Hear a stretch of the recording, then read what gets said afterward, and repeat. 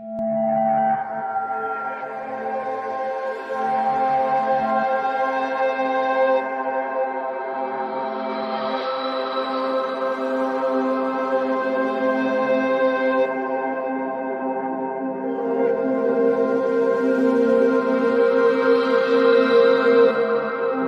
listening to Goof On Radio with Rich Giordano.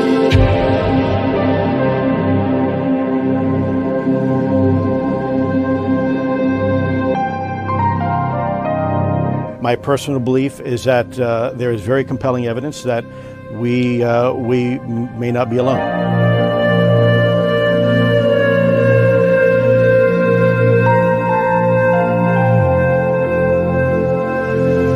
There has been and is an existing presence, an ET presence. It's not going to make a difference. It's not going to change reality.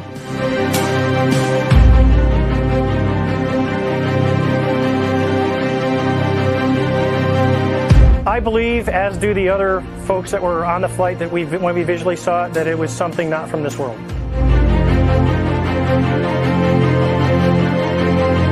Goof On Radio.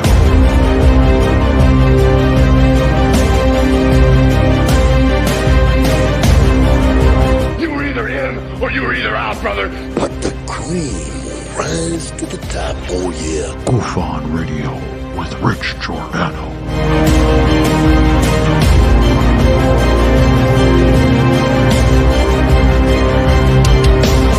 I occasionally think how quickly our differences worldwide would vanish if we were facing an alien threat from outside this world.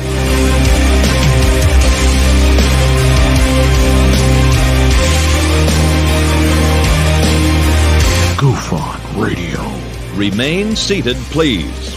Permanecer sentados, por favor. You're listening to Goof On Radio with Rich Giordano.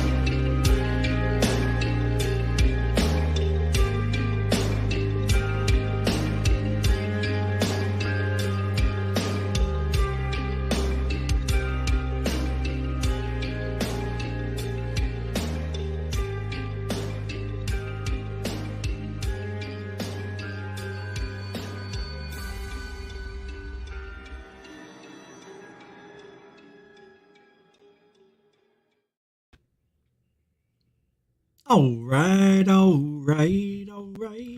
Welcome to Goof On, everybody. I'm your host, Rich Giordano. It is Friday, July 28th, 2023. How are we? Oh, good. Good. Hold on a second here. Peter Piper pecked a pickle. Got it. Tonight we're going to talk about what you want to talk about. You want to talk about what happened this week with the subcommittee hearing? You can do that. You want to talk about something else? Maybe a sighting? We can do that. Whatever you want to talk about. Just can't be boring. Nobody can be boring. No boring. No duplicating stories we've heard. I'm joking. It's going to be one of those shows where you join in and we all talk about the week's events, which basically was the subcommittee hearing on UFO.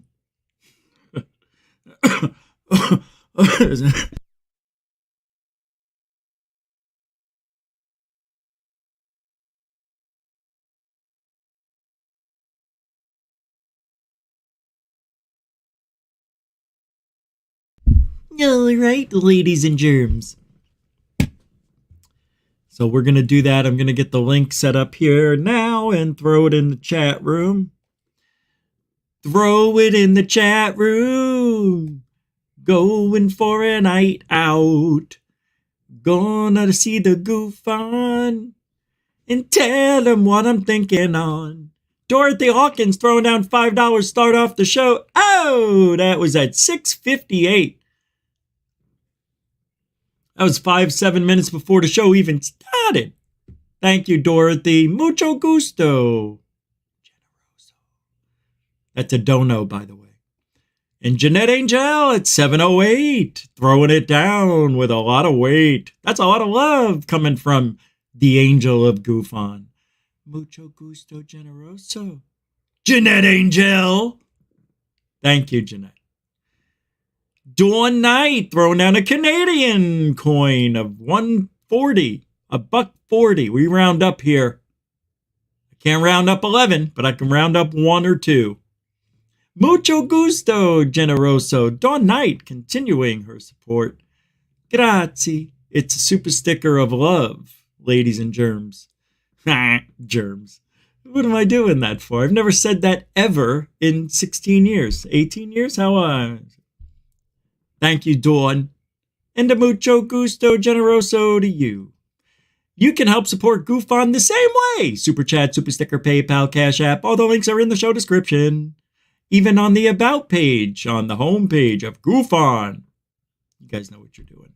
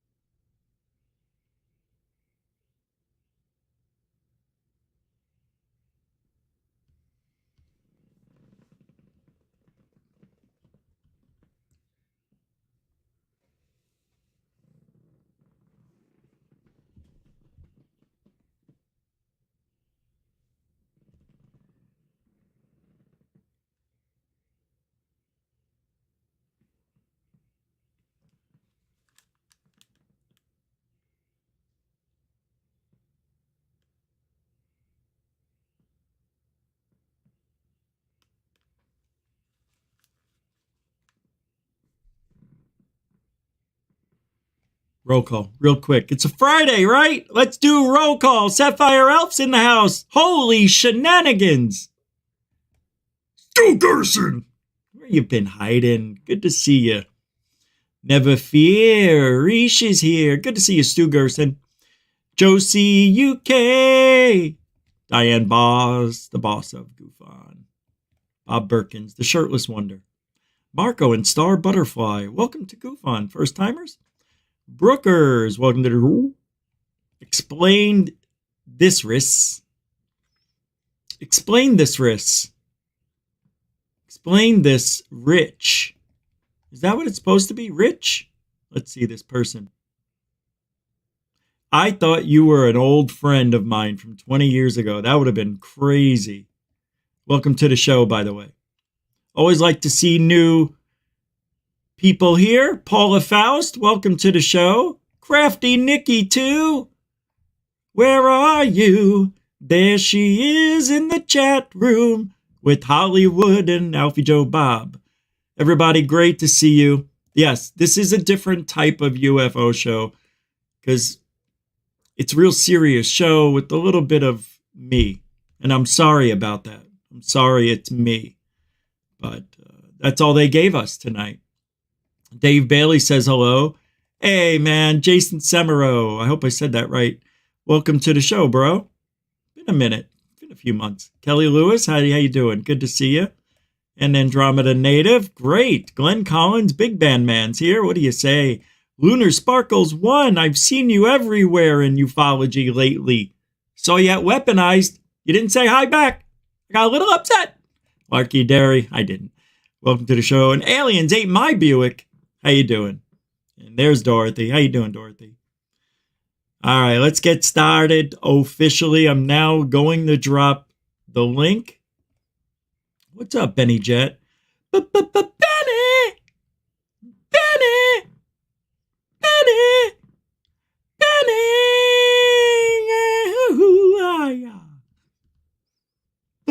Benny and the Jet. Dun, dun, dun, dun, dun, dun. Look at this. My page. Oh, wow. This is bizarre. I am so stupid. I really am. I'm not that bright. I apologize for that. Here's the link. Let me just type a little message here. I know I'm not smart. Joined the show with the pinned link. Here we go. All right. Eguj. Now we got to pin it. Pin the message. There it is. Now I got to put the running banner at the bottom of the show. There it is. See? Look at how organized we are. Yeah, I just, Intergalactic Angler, how you doing? Leon Miller, talking about storms. Wow. We just got brushed with wicked thunderstorms. Like, it just grazed the house. But, man, I got some cool videos for tomorrow. I can't wait to show. Dorothy was here. She's gone. What happened? Dorothy, I saw you. All right, I'm going to get you guys warmed up. I think I played this yesterday. No, I did. Yep. But we have to, just to refresh everybody, what happened this week. The Department of Defense, ironically enough, to finish the very mission they gave me in the first place. I didn't ask for it. I'm not a UFO guy. I'm not a ufologist. I never have been. I never will be. I'm a counterterrorism and counterespionage guy. I do counterintelligence, counterinsurgencies. That's what I do. And it just so happens that in 2008, I was asked to apply those same skill sets into the UFO community. The Department. All right. That was Big Bad Lou talking about how he wasn't brought into ufology for disclosure. Dorothy and Bob, how you fellas and ladies doing? Always with you, Mr. Richie. Good. Thanks, Bob. Hey, Dorothy. Hi, Rich. Hi, Bob. Nice to see you. Thanks for starting this off right away. So it was a hell of a week. Dorothy, I'll start with you first, and I know you were watching and paying attention. So what's on your mind? Well, lately I've been very, very busy with other things, but yes, I was watching and listening intently at the hearing, and I've caught a couple of like talk spaces and commentaries afterwards. Sean Cahill was very, very impressed with the whole thing. And I'm not certain exactly what I think about it, except to say that I'm kind of thinking that Lou E and crew are hitting it from the military side, and Greer's hitting it from the civilian side. And between them, they better come together, because I'm real sick of all this BS about, discredit Greer and everybody he's brought forward. That's just ridiculous. I heard there's some fantastic news, or, that what you just said is true with Greer. Greer's doing some serious work behind the scenes, and a lot of stuff that people aren't privy to that I've heard about, since, my friends are really close with him. So it's very interesting. Greer is now like in it with the government, it seems. It's like they're working together, I think. It's very interesting. Good Lord, finally. I don't know what could ruin what's happening other than the government never giving us evidence for us to look at. But it's interesting, right, Bob? It is indeed. It is indeed. So what do you say there, Bob? What do you want to add tonight, Mr. Shirtless Wonder? Well, I believe the real focus now should be on the concept of pilot that are non-human, and alien pilot. This is where we are going now, and this brings me to the next topic. That Rich, have you ever watched Goldorak, the whole cartoon? I don't watch that stuff. No, I wish I did, but I'm sorry. How you doing, Hollywood? It's an interesting cartoon because that's a whole It's a whole kind of a robot device, kind of a alien craft that crashed into that little forest where there's little kids, and this guy, this pilot, can get into that. But the device of the craft is very interesting. So I'm thinking about like non-human pilot. I think the conversation should be like going there 400%. Remember during the hearing when that was asked, he had to go take it in the skiff. Yeah, everything was in the skiff, the secret room thing. The good stuff. Now, that makes a lot of people upset. It's like, hey, man, just do it. Just tell us where it is. That's why you're here. It's really going against being a whistleblower if you're not going to blow the whole story, that what you know it for the public at a committee hearing, sworn to God. Yeah, but in logic, we know already, Richie. We know that. Yeah, no, we do. Non-human pilot. This is completely outbreaking. This is incredible. I know, but and you just trying to be animals that are non-human. It could be, robots with that are powered by humans remotely that are non-human. Biologics. This is part of what Cahill and his. You know what I got when you told me that? Oh, wait, hold on, Bob. Hold on, Bob. Dorothy, you were saying about Cahill. What was that? Right. That's part of what they were talking about, that non-human biologics. There's many descriptions of what that might be. We used a lot of non-human biologics early on in our space programs, with chimps and dogs and cats and monkeys, other, just all kinds of different animals, and that's non-human. So to try and put it into alien terms right away is really difficult. Oh no, you just ruined everything. I didn't think of that. I didn't think of that. I still believe in him, Rich. I still believe in him. Okay. All right. I don't think we can make that leap yet. Oh, I'm so upset. I never thought of that. Oh my God, non-human, of course. Pets. Your pets. He said body. He said body. He said bodies. Yeah, he did say that too. Pilots. No, he said pilots. Yeah, that's. Did he say dead bodies? I don't know. But we've heard it all though, right? We've heard non-human, this and that.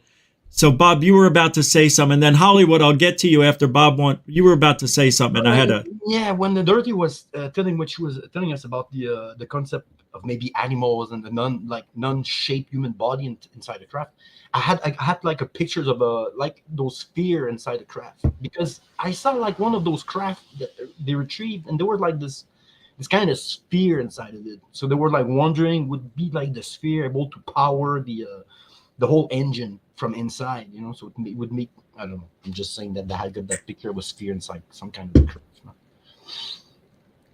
Holly, Bob, I understand you talking about what they saw, the sphere in this cube. Yeah, I heard there was like craft retrieved like that. There was like some kind of a device sphere inside that craft. That was. Yeah. Some kind of an egg, and inside the egg was this kind of a sphere. And you could see like the egg, the metal kind of material was broke, and you could see like this thing inside. It's kind of weird. Yeah. Hollywood, you've been patiently waiting. Thank you very much. If you're still in your seat there. That's interesting. A bubble. Hello. All right, Hollywood took a hiatus. Oh, there you are, man. Hey, thanks for hanging out. You're a little muted. What was your there you go. Thanks for joining, by the way. Appreciate it. So what'd you want to throw in?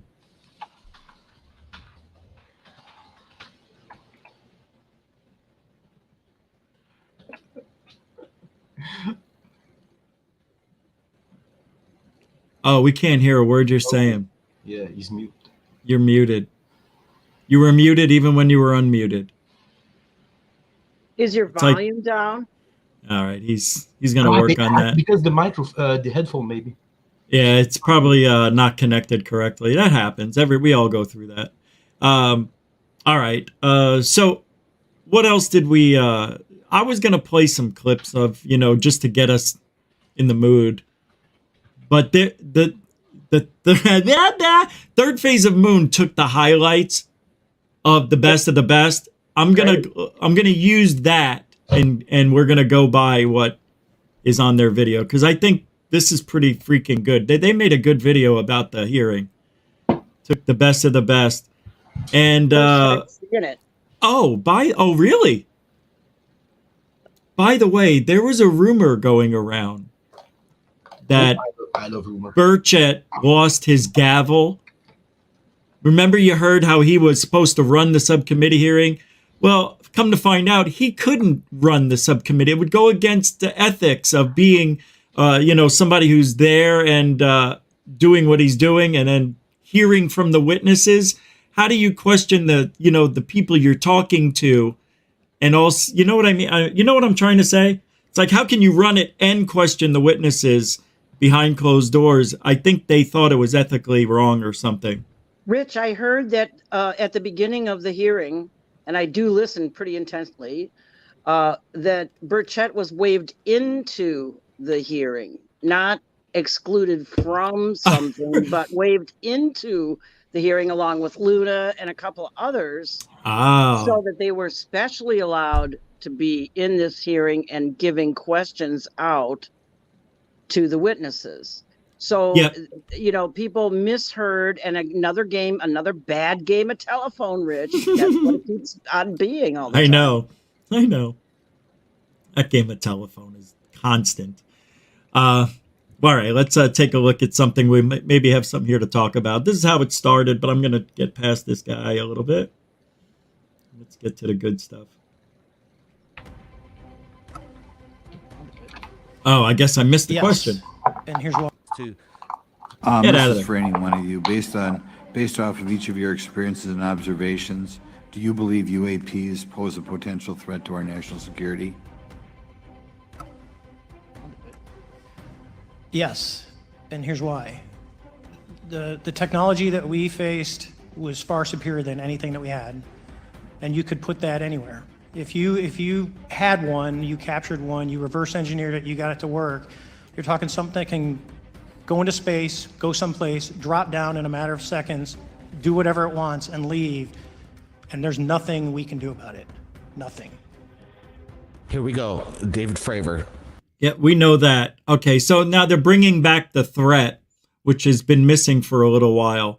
And I don't know, man. If Greer is going to be involved in working together, they're going to be bumping heads on that threat. But it's interesting that they had to bring it back because they have to justify the funding that they want to get and everything else. Dorothy, I'll start with you. Do you think there really is a threat, or is that something the military has to be self-conscious about, so they say it because it is true in their eyes?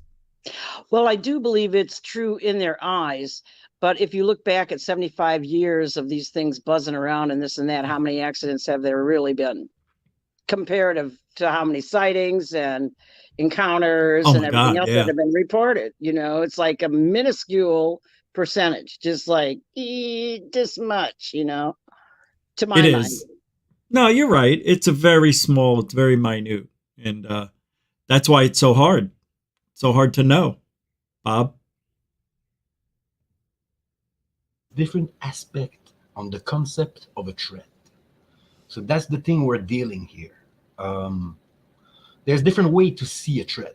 Because, of course, if we look at our society, limited in time and space, to make contact with something not from our space and from our reality, that could be a concern, like some sort of a threat. You know where I'm going? But then after that first step, knowing that kind of a threat, what come next? Can we live with them? Can we share with them? Where's the technique? It goes back with the last show we did pretty much. I know. I mean, right. Do they pay taxes? Do they do they need healthcare? It's all these things that make a threat concerning our space and our society somewhere. So one thing that keeps popping up, and it's kind of on the fringe of what may happen if disclosure ever comes true, that we would share the planet with them, and we would have a one world order, and everything would change. Do you think that's a possibility, Bob? Actually, man, I'm thinking about this. I don't know. I went on the whole. I think I I post you that video about like this domain kind of a race, and more, I think it's taking shape. I think maybe space is not as we think it is. Maybe there's different, like I don't know, just like an internet, some kind of like program. There is domain that we can like a back door, maybe. Yeah, some kind of place we can explore. I mean, our place on Earth is under a domain of some kind of a intelligence entity that is okay. You guys, so even a government can't do really much nothing against them if they know about that. If they know they are under a domain that is structured by their laws, there's their need over us, watching us like doing things. It's very complicated when you get to there. Like, what is a threat exactly from an entity that is? Because if you listen to Fravor, Richie, he didn't really saw by himself the craft, but he knows what it can do. And if this thing would like trying to attack us, he said we could do absolutely nothing. So in that perspective, it can be a threat, but it did nothing to be a threat. Anyway. Yep. And because they fly, like, everybody says, with impunity into our airspace, they consider that a threat. And so do I. Yeah. But if it's their domain, where is the impunity? We see it because we are under. Right. But for them, there is no impunity. It's their place, maybe. That's right. And we're going to have to teach those damn aliens. Dorothy, what do you think about that? Yeah, we're going to have to teach those aliens a thing or two because, dang, they just keep buzzing our nuclear missiles and, they keep shutting them down and turning them off when we don't want them to. I mean, that's the one that's been reported. We wonder how many more there have been that haven't been reported. Is this for good or bad? That's the question. Well, that's the question everybody thinks, actually. Why the concern about... Sorry. Is advanced tech to try and help geo-engineer our planet better? Good God, of course. It would be great if they came, In my mind, it would be great if they came with their advanced tech and we got help. Because right now we're failing miserably. A bunch of individuals deciding individually that they want their individual wants without even taking into account the whole rest of the planet that's here and the animals and all of us and our children and our great-grandchildren down to how many generations is it that the indigenous people here, the first Americans, plan for? 7 generations down the line? I don't even see 1 generation down the line really being executed here. Hey, Dorothy, have you seen the movie Oppenheimer? Not yet. No, I gotta go see Indiana Jones first. Oh my God, you're gonna love the ending of that movie because that comes right and about what the conversation we have right now. Oh, I wow. believe one guy's come with a new, let's say, technology weapon, and he's replaced by someone else with a new technology weapon. And in the end of the movie, you understand that we start a pattern that now we can destroy our planet. That is. Who is the next guy that will come with the new technology or the new weapon that would not do more destruction, but something that can maybe, I don't know, reverse this or creating a new technology that can challenge nuclear, maybe. I don't know.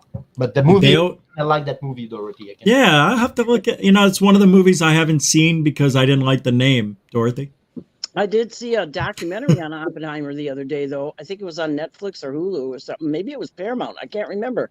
But it was really good. And I imagine the movie itself, which dramatizes this whole thing, is probably like A plus, right, Bob? Is that what you're saying there? A plus plus? What do you mean A plus? Oh, it's a good movie? It gets a grade of A+. Yeah, it's a pretty good from movie. You. Yeah. 5 stars, 10 stars.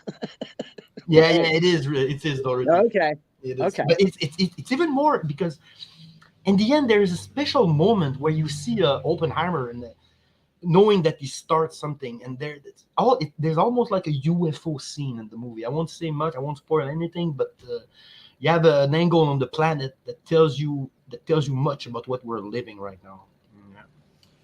I'm going to play this next clip. You guys are in the chat room saying some really cool stuff, kind of mirroring what we're saying, but they want the hormones and pheromones that our bodies release all across the galaxy. Beings are getting stoned on our blood. Yeah, that's another thing that I kept hearing is they get really high off of our I don't know, something that has to do with our blood, not our blood, but it was something else. What was that? What's that stuff that's in your spinal fluid? Maybe it was that. I don't know. heard that, Richmond. I heard that. They were like feeding or organs things, no, or yeah. So Sacred Teachings is here. Thank you for being patient. How you doing, by the way? Hey, how you guys doing? I'm doing good. Good. But yeah, I heard that. I heard it was called adrenochrome. A dream what? Adrenochrome or something like that. Oh, adrenochrome. Yeah. Something like that. Like from your adrenal glands. Yeah, gotcha. That makes that's probably it. That probably is. All right, let's play one. Dorothy? Far too unified. They don't have enough excitement in their life, so they have to go after ours. Yeah, I don't know, man. Maybe that's a good point from Dorothy. I mean, it's true because they have no anus. Let's remember. So maybe.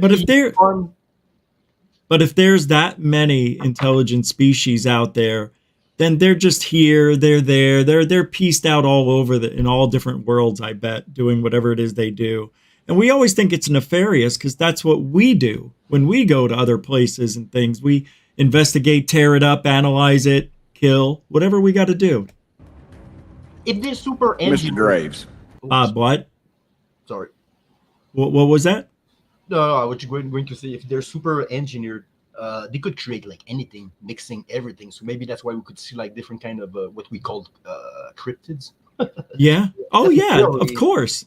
Yeah, that's their testing, on all different types of animals. Yeah, there's your non-human pilots. It's the dogmen. Yeah, exactly, Dorothy. Hey, that's just as good as any story I've heard. All right, here. Next thing here. Again, I'd like to know, how do you know that these were not our aircraft? Some of the behaviors that we saw in a working area, we would see these objects being at 0.0 Mach, that's 0 airspeed, over certain pieces of the ground. So what that means, just like a river, if you throw a bobber in, it's going to float downstream. These objects were staying completely stationary in Category 4 hurricane winds. These same objects would then accelerate to supersonic speeds, 1.1, 1.2 Mach, and they would do so in very erratic and quick behaviors that I don't have an explanation for. That's the question. Who does have the explanation? All right. So I'm going to skip over this part because that's so obvious. I don't even think it's... Sure, let's listen to more of it. All right. It was a big day. Thanks, Blake. Let's hear what they got to say here. Okay. Do you have any personal knowledge of people who have been harmed or injured Here we go. in efforts to cover up or conceal these extraterrestrial technology? Yes. Personally. Have anyone been murdered that you would think that you know of or have heard of, I guess? I have to be careful asking that question. I directed people with that knowledge to the appropriate authorities. Maybe in a if we could get in a confidential area of SCIF, we could talk about that. But unfortunately, we were denied access to the SCIF. So we keep hearing this over and over and over, especially with this gentleman. Bob, what do you want to say to that? Yeah. You know, I have a big guess about who is talking. Like people will be killed in that field. Who is the guy who wrote the book? I always forget his name. It's Cooper something. A pale white horse something. I don't know. I'll look it up. Who? Alan Cooper or something like that. Okay. I'll find it.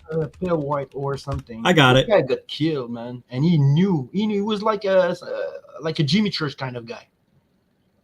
Or Alex Jones more like type.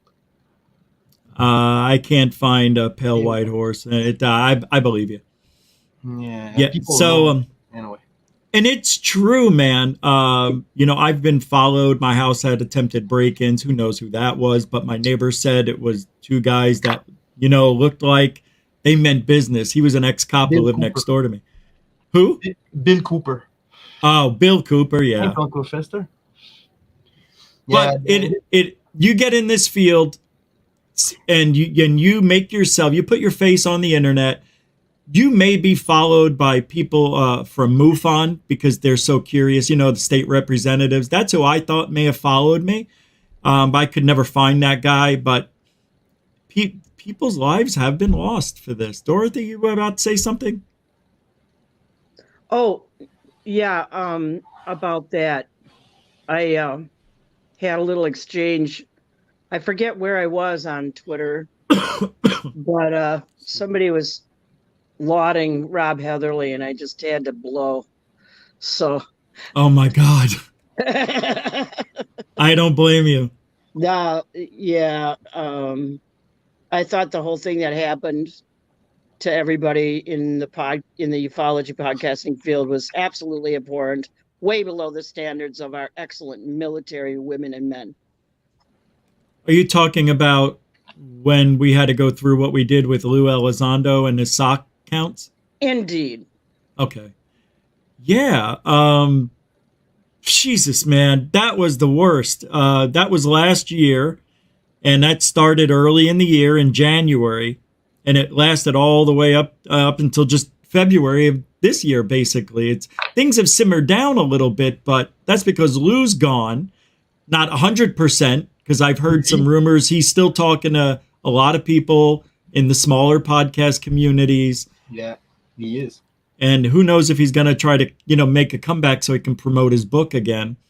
But it's a strange field to be in. There's a lot of sensitive people who get mad at you when you don't like somebody they like. It's like, who cares?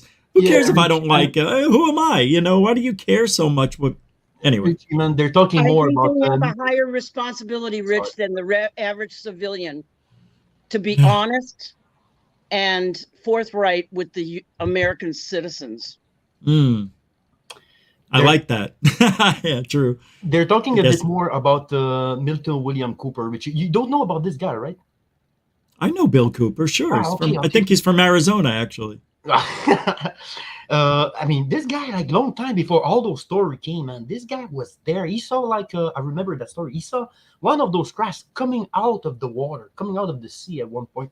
And and that description that we got like that long time ago about those graves that have no anus and things.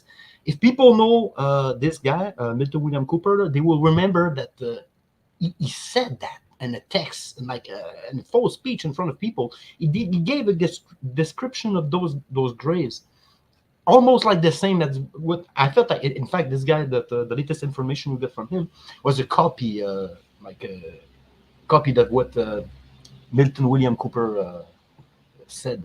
It's a very interesting guy, and this guy got killed. I don't remember for which reason. Actually, it was just before the when the two tower got taken down. The tower got down. Oh, okay, yeah. He predict that. He predict that. That was very, very interesting. Yeah. Well, that attack was supposedly planned as the towers were being built. I think there's a pamphlet from 1969 or 72 that shows a bullseye on the actual Twin Towers, and then talks about what would happen if this happened, a bomb goes off, which happened, I think, in 92 or 3. And then they tried, whatever they did on 9/11. Mm-hmm. But that should have been the time that they brought the aliens out. What a perfect time to get everybody distracted. Wouldn't that have been great? Do you remember you're not here in America, right? Bob, are you in America? I forget. No, I'm Sherbrooke, Quebec, Canada. But a year after 9/11 happened, everybody just seemed generally nicer all around where I lived. And that was echoing all over the country. People were just nicer to each other because of what happened. Yeah. Because it can happen in your town, your city, and it woke us all up. And then after a year, everybody went back to normal. I was working in the video club night shift back then when somebody came, like almost a hobo, Richie. He came, you guys listen to news? I was like replacing like old VHS like movie and said, what news? The two tower got down. I said, what the fuck? What tower? Yeah, I was in the video club back then. Fucking crazy time. Life. Seems like an induction. So Red Panda Koala, thank you for your $5. Yes, Dorothy is the smartest person I think I know. And thank you for that $5 support, Red Panda Koala. And Truby You, thank you for your $5 support. It's a super dono. It's pure love. Yeah, if I miss anything. Koala, thank you. That was very kind of you to say. Super, right? Yeah, well, here it is. Cheers, guys. Dorothy's now the smartest person on the panel. Wouldn't you say? Sacred Teachings is back. You connected to us? Can you Oldest hear? person on the panel. All right. And if you want to jump in, anybody, you can do that whenever you want. We're not overly crowded, so it won't be too bad. All right, I'm going to play the next clip. I don't know what's next, but I think it has to do with the UFOs. Here we go. For these whistleblowers to come forward and give more information, and right now they're being denied access to a skiff. This is very concerning in regards to disclosure. Right, that bothered me a lot. I know we talked about it briefly. So we already talked about it, but that sucks. So why can't he speak?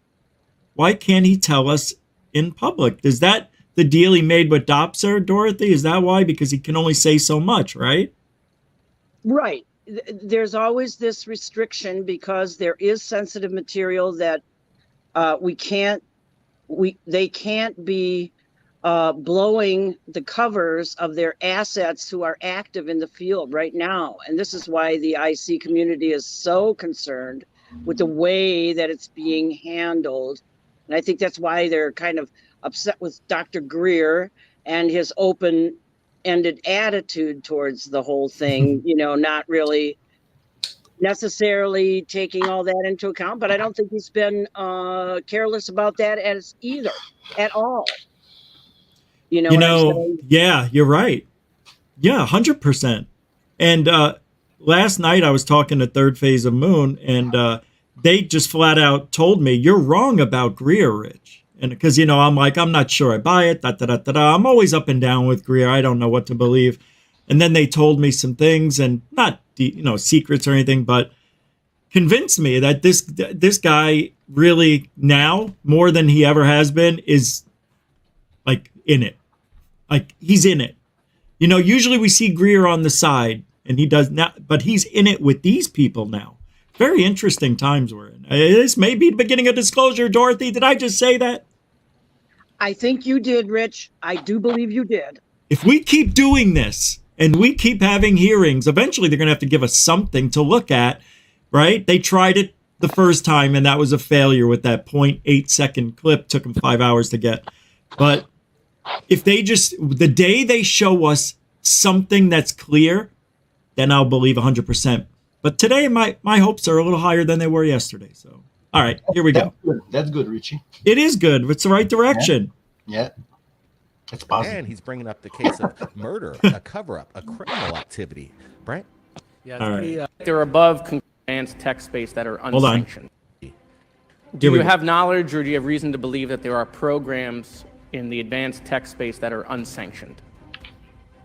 Yes, I do. Wow. Okay. Yeah. And when you say that they're above congressional Wait, oversight, hold on. What does that mean, an unsanctioned? What did he say, an unsanctioned program? have knowledge or do you have reason to believe that there are programs in the advanced tech space that are unsanctioned? When they say that, what does that actually mean? Does anybody know? That means there's nobody watching over them? I don't understand. That's right. Really? Oversight. No oversight. These are beyond black. They're beyond okay. the control of the Congress and the government, and the military is supposed to be under the 100% control of the government. This is what they're worried about. Gotcha. This is what I think the government's scared of. That's the threat.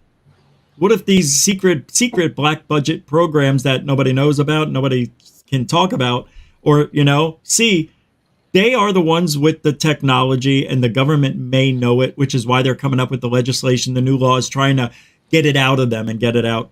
And we could all work together if everybody just played nice. That's all. I saw the whole thing as they were spokespeople for the actual witnesses, really, most of that. And Grush was actually very highly qualified to be doing what he was doing.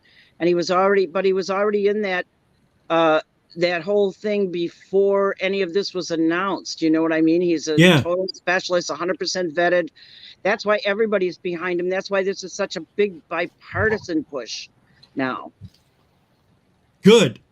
Because I'm worried because he's a whistleblower.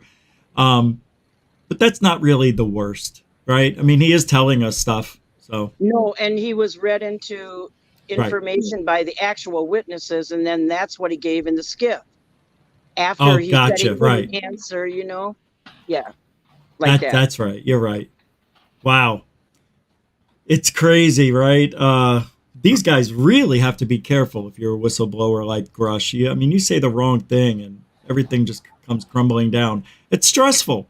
I can't imagine what he must be going through. It's amazing, really.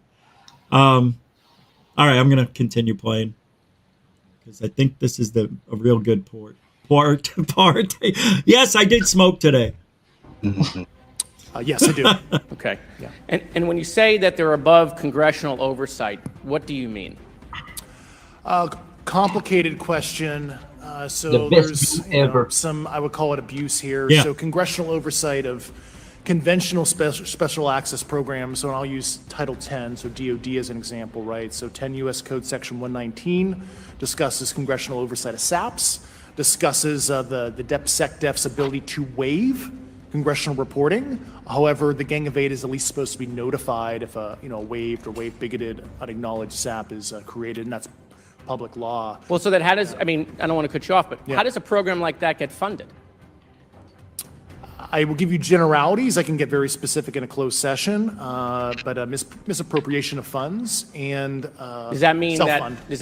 that there is money in the budget that is said to go to a program, but it doesn't, and it goes to something else? Yes, I have specific knowledge of that. Yep. Do you think U.S. corporations are overcharging for certain tech they're selling to the U.S. government, and that additional money is going to programs?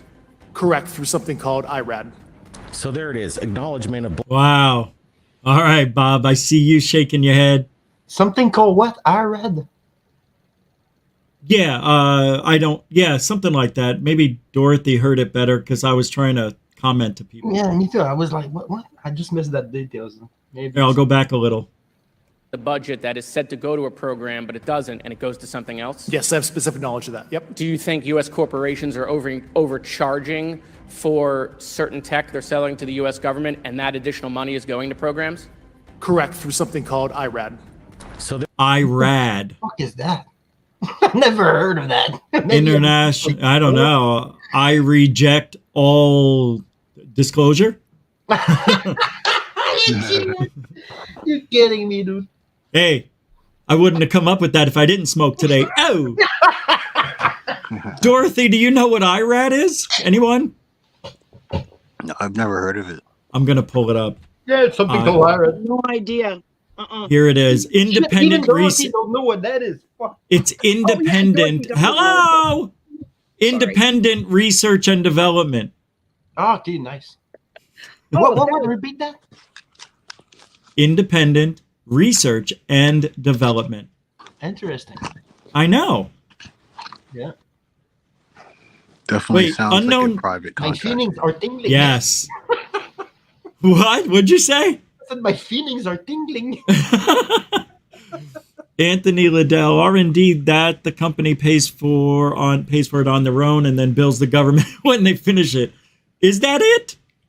Is that what he's saying? That's not yeah, well, that's different than IRAD, right? Is it like related with Lockheed Martin and things like that?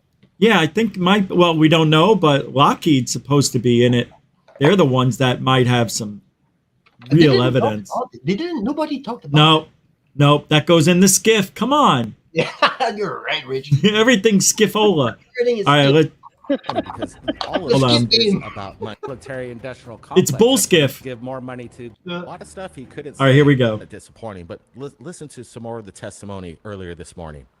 In your sworn testimony, you state that the United States government has retrieved supposedly extraterrestrial spacecraft and other UAP-related artifacts.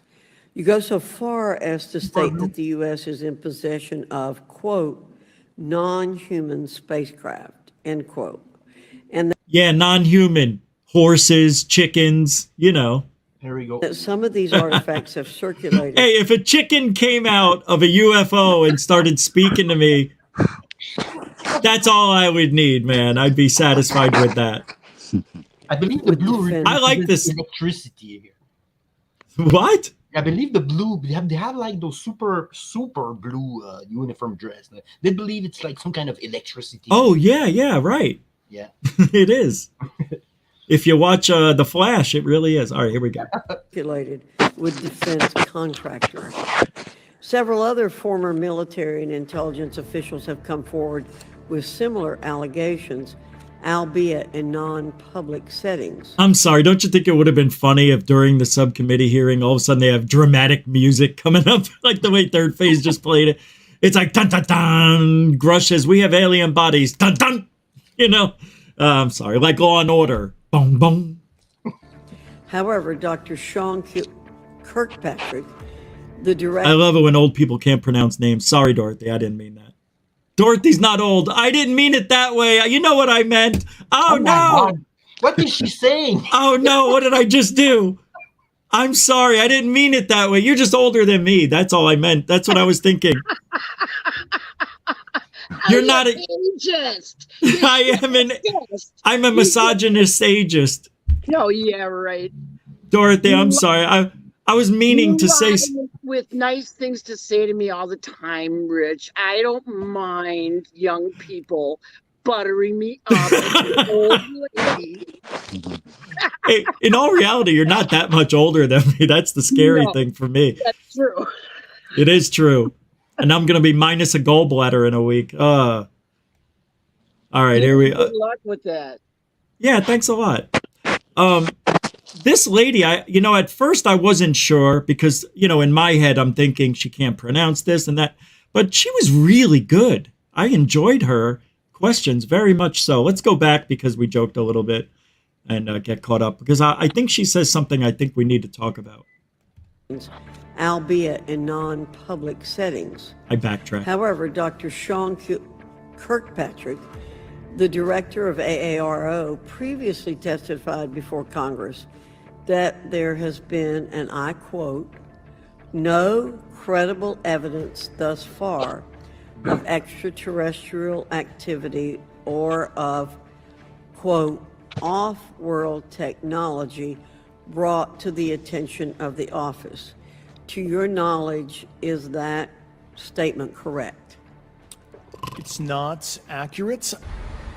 We've got a little quagmire here. Mrs. Fox wanted to bring to Mr. Grush's attention that the head of Arrow, Mr. Kirkpatrick, has a different viewpoint in regards to the phenomenon, these anomalies. Right. That's another thing. We have Arrow saying there's no evidence for this, that, and the other. And now we've got these guys saying, well, we've got this, that, and the other. How are they going to work together to come to an agreement? Anybody? Can you believe this is the first hearing?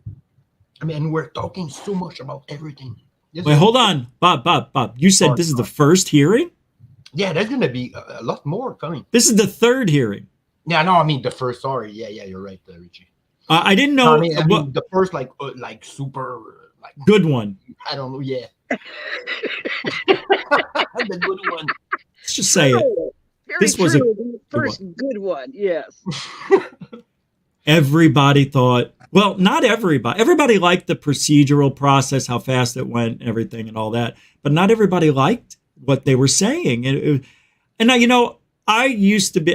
Talk to me a year ago, I probably would have felt the same. But I think I'm growing up a little more and trying to understand the process more, other than saying, "Oh, it's never going to happen." I'm really backing up and trying to listen to the details and trying to understand if this really is people trying to get disclosure or people trying to make careers. And I'll be honest with you, I don't think it has to do with the careers. Even though I say it sometimes, I'm leaning more towards they really want disclosure. And and they've got such a battle that the government makes them look silly. And that's what I think happens. And I need to be more in tune to that. Dorothy, it's been what? happening since before I was born. Hey, Sacred Teachings, how are you? I'm good. Wait, I'm good. You mean in like the early 1900s? No, I mean I'm just joking, Dorothy. Roswell, you silly goose. I know. Yeah, it's yeah.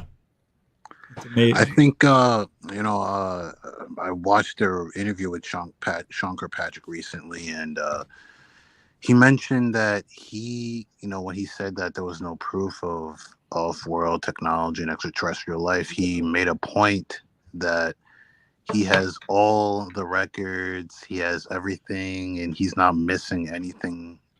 He claims to not be missing any documents, anything that he claims is top secret. He says he has access to everything top secret. That's what he claims. So he's saying, yeah, that's what he claims. So he said there's no proof of that. So I don't see. That's what I'm saying. So he's saying one thing, Grush is saying one thing. Grush wants to speak in confidential setting, but this is about transparency.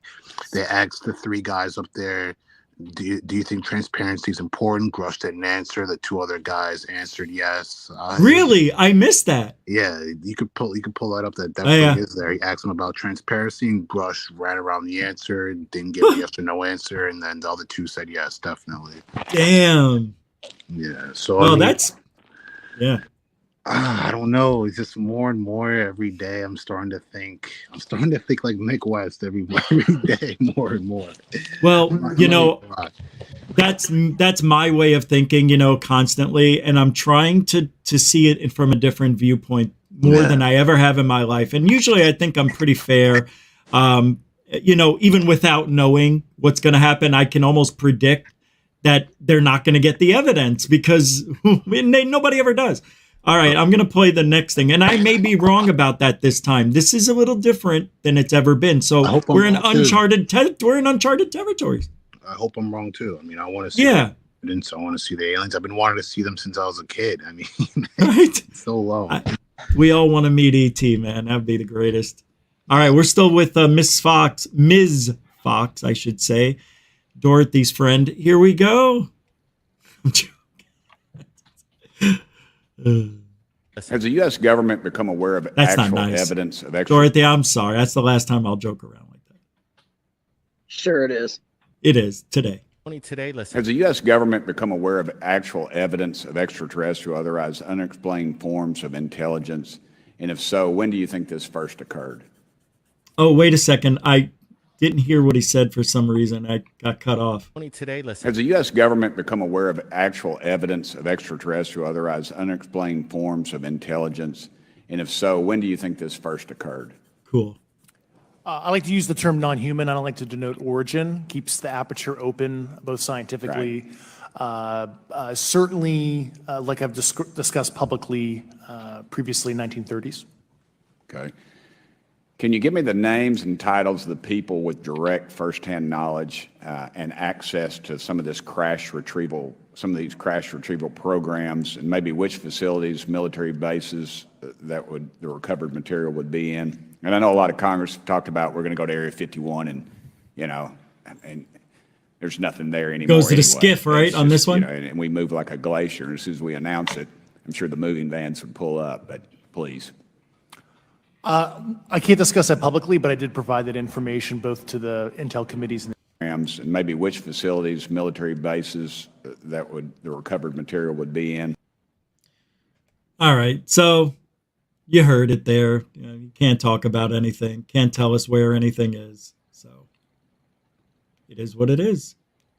That's what makes Grush so controversial. It's like, do you want to be transparent, or do you want to just go to the skiff every time you got a hard question? See, that's what bothers me. We're at the point, I think, along in this drip disclosure process to where evidence needs to be represented or presented. And it's not.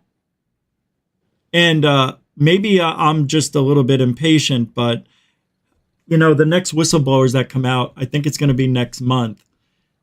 They better have something new to say, because this is going to get old. And the public's going to be disinterested if they keep doing the same routine over and over. So what do you think? Go ahead, Bob. Yeah, Bob. Yeah, Richie, I got is Jeanette is still in the chat, actually? Yeah, she is. Okay, I sent her a link to watch a movie. It's called The Visit. This movie, The Visit? Yeah, I sent you the link, actually. Richie. Yeah.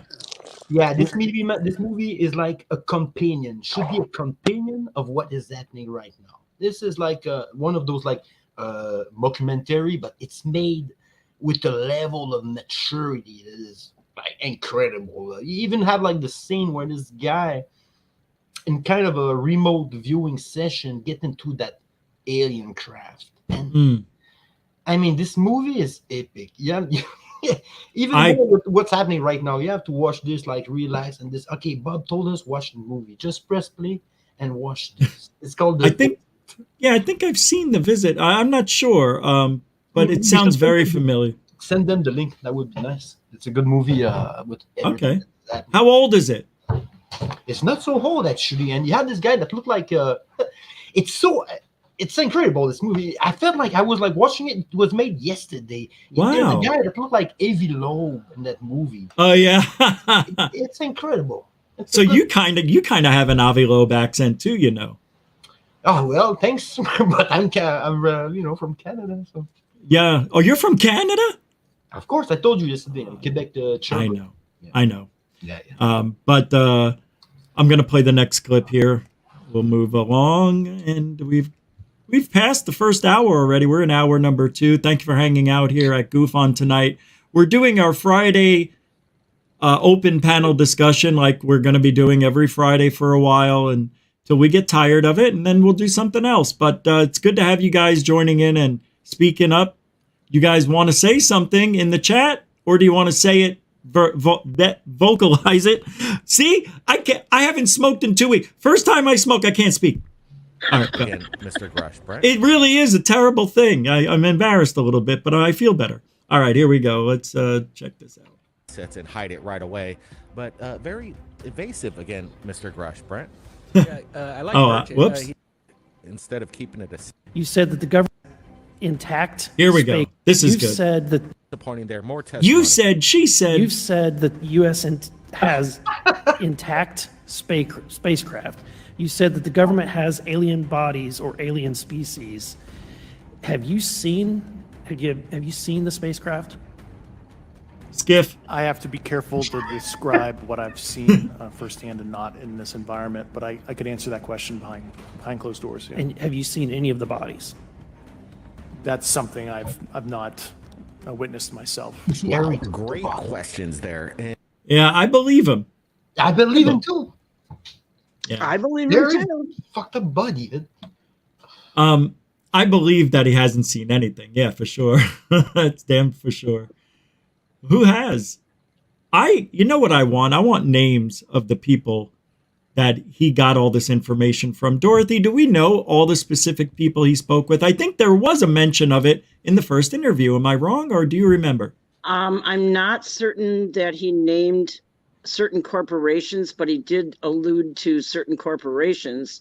And then I think the interviewer that I saw, probably on News Nation, because they were the ones covering it at first, and now all of a sudden, oh boy, the mainstream media is getting in on it. Yeah. But yeah, I think, he said, I can't answer that in this setting, and this is why the hearing today on the 26th was so important, because it's the first time that it's going on the congressional record. Right. And that's about the first thing that Bob was talking about. It's the first hearing that's on the congressional record. And that's a big deal. Given the 75 years of obfuscation, everything that's happened, so all the people who've come and gone, and this whole disinformation and disparagement campaign's been going on since Roswell. And their worry about the panic factor is hearkening back to the War of the Worlds radio show with Orson Welles, where people were actually jumping out of windows and committing suicide and stuff. I don't happen to think that the majority of people who are either of a scientific mind, an artistic mind, a scientific mind, an engineering mind, any kind of mind at all, where they're thinking about it all and trying to put it together, will realize that it is it's a whole. The whole thing is a whole. What do you mean? WHOLE. Yeah. It's of a piece. It's a complete system. So it's all works together, but we're still trying to fit. How does it all work together? Because we know We're all interconnected by our computers and with online communications. And this is the trend for the future because everybody is so busy, and we will be busier when more natural disasters occur. I'm sure of it. Yeah. I can see people having to do mass migrations if this whole climate ridiculousness doesn't get under control. It's out of control, really. And we're going to see mass migrations, mass deaths, and people sense that there's a certain element that doesn't really care about any of that. No, I know.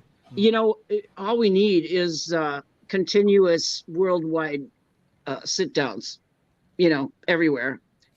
Off days, we're taking off. You don't get to make any money when we're gone. We'll sacrifice in order to not make you any money now. Because we're the ones that make them the money. You see, and the money, the whole money construct it's all a fake thing that was made by the big robber baron bankers back in the day. That's what our whole Federal Reserve is about.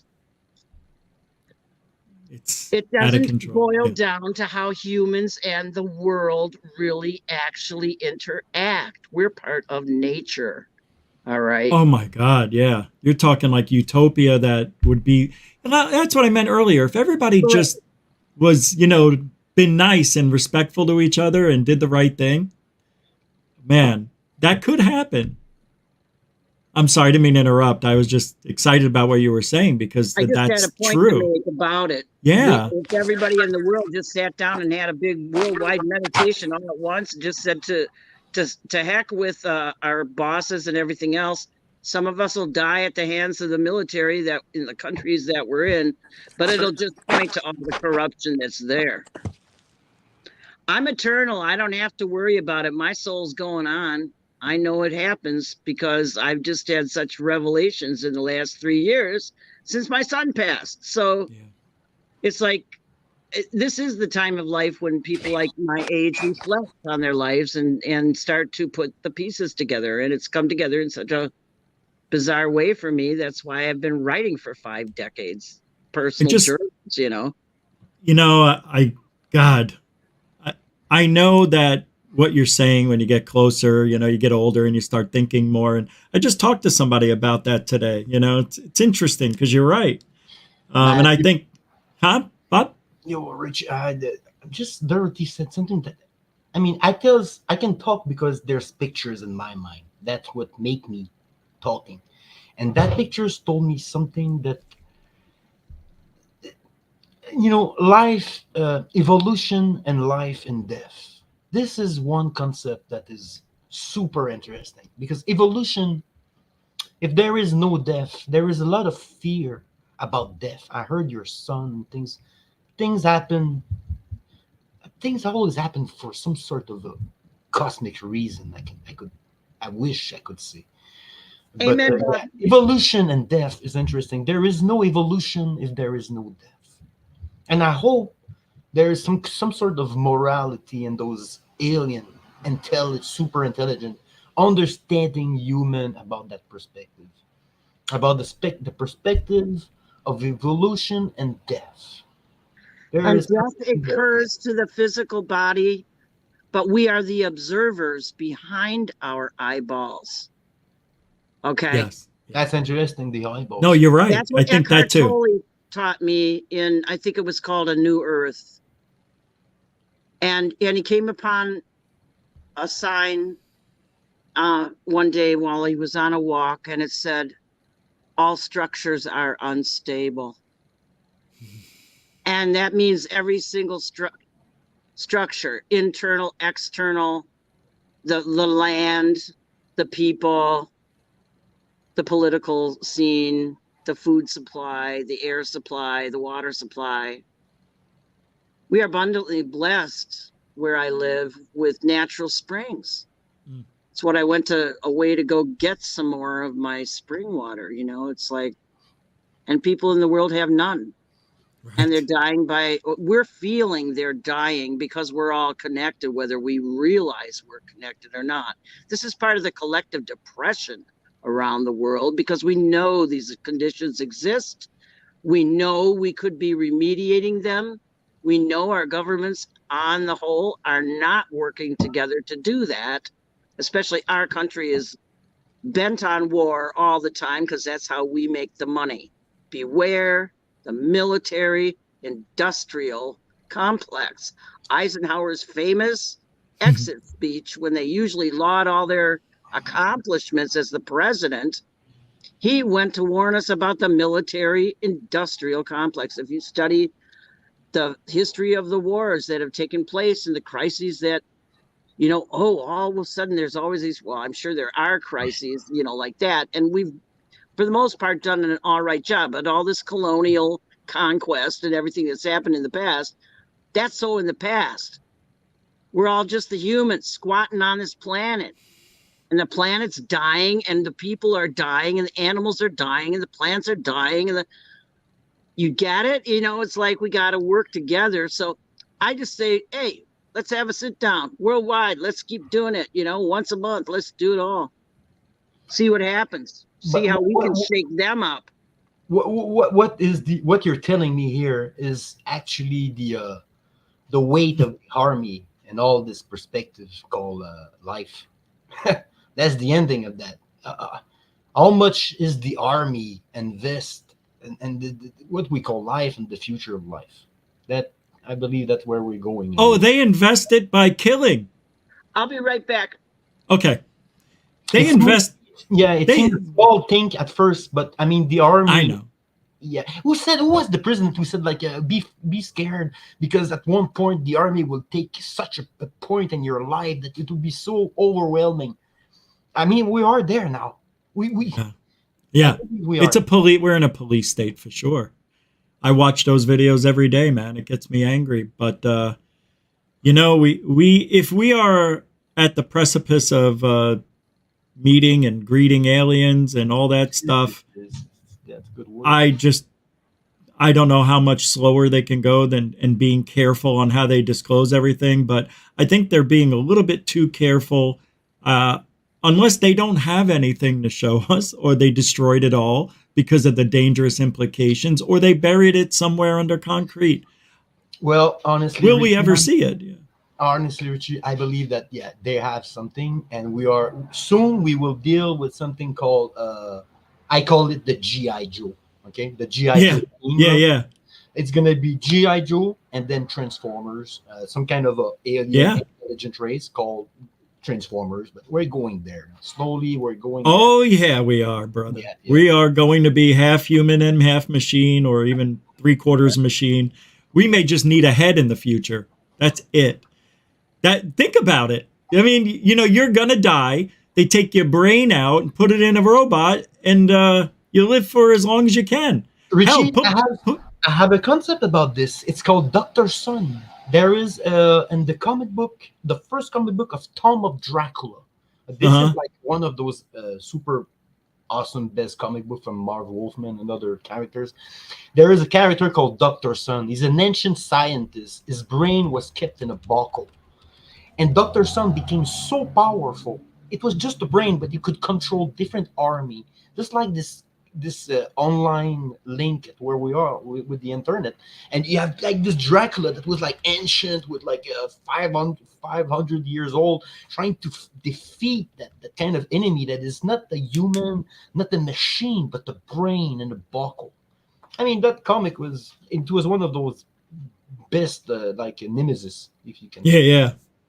Yeah, well, this is the hopes and dreams of living forever. All right, let's play let's see, maybe some, I think in 1,000 years. What you just said right there, Dracula and meeting something that hoping for the same eternity. That's interesting. Yeah, Dracula though, I don't know how it lives forever. People know what I mean about that comic. Okay. No, I understand. But if you think about Dracula, doesn't he live forever if he stays out of the sun and gets the blood, right? Yeah, it's one of those version comic book of Dracula. It was black and white before all those cheap versions came. This comic is awesome. There was like just 72 comic book of that Tom of Dracula. Oh, wow. Yeah, it's very. It sounds interesting. I've never read that. Yeah. All right. Do you believe that officials at the highest levels of our national security apparatus have unlawfully withheld information from Congress and subverted our oversight authority? Asked and answered. There are certain elected leaders that had more information that I'm not sure what they've shared with certain Gang of Eight members or et cetera, but certainly I would not be surprised. Okay. You've stated that the government is in possession of potentially non-human spacecraft. Based on your experience and extensive conversations with experts, do you believe our government has made contact with intelligent extraterrestrials? Something I can't discuss. So the silent treatment may. It's mind blowing. The silent treatment. He's giving Ms. Mays the silent treatment. How dare he? Anyway, let's keep going. I don't know what else. Hold on, let me see something here. I got Blake talking. All right, here. This is what I wanted to. This is good right here. Here we go. I got to bring it back up. Bobby! Now, was the aircraft that you were flying, was it armed? Hold on. Now, was the air... Hey. Could have been shared with the public today. Oh, that was it. All right. Now, was the aircraft that you were flying, was it armed? No, never felt threatened at all.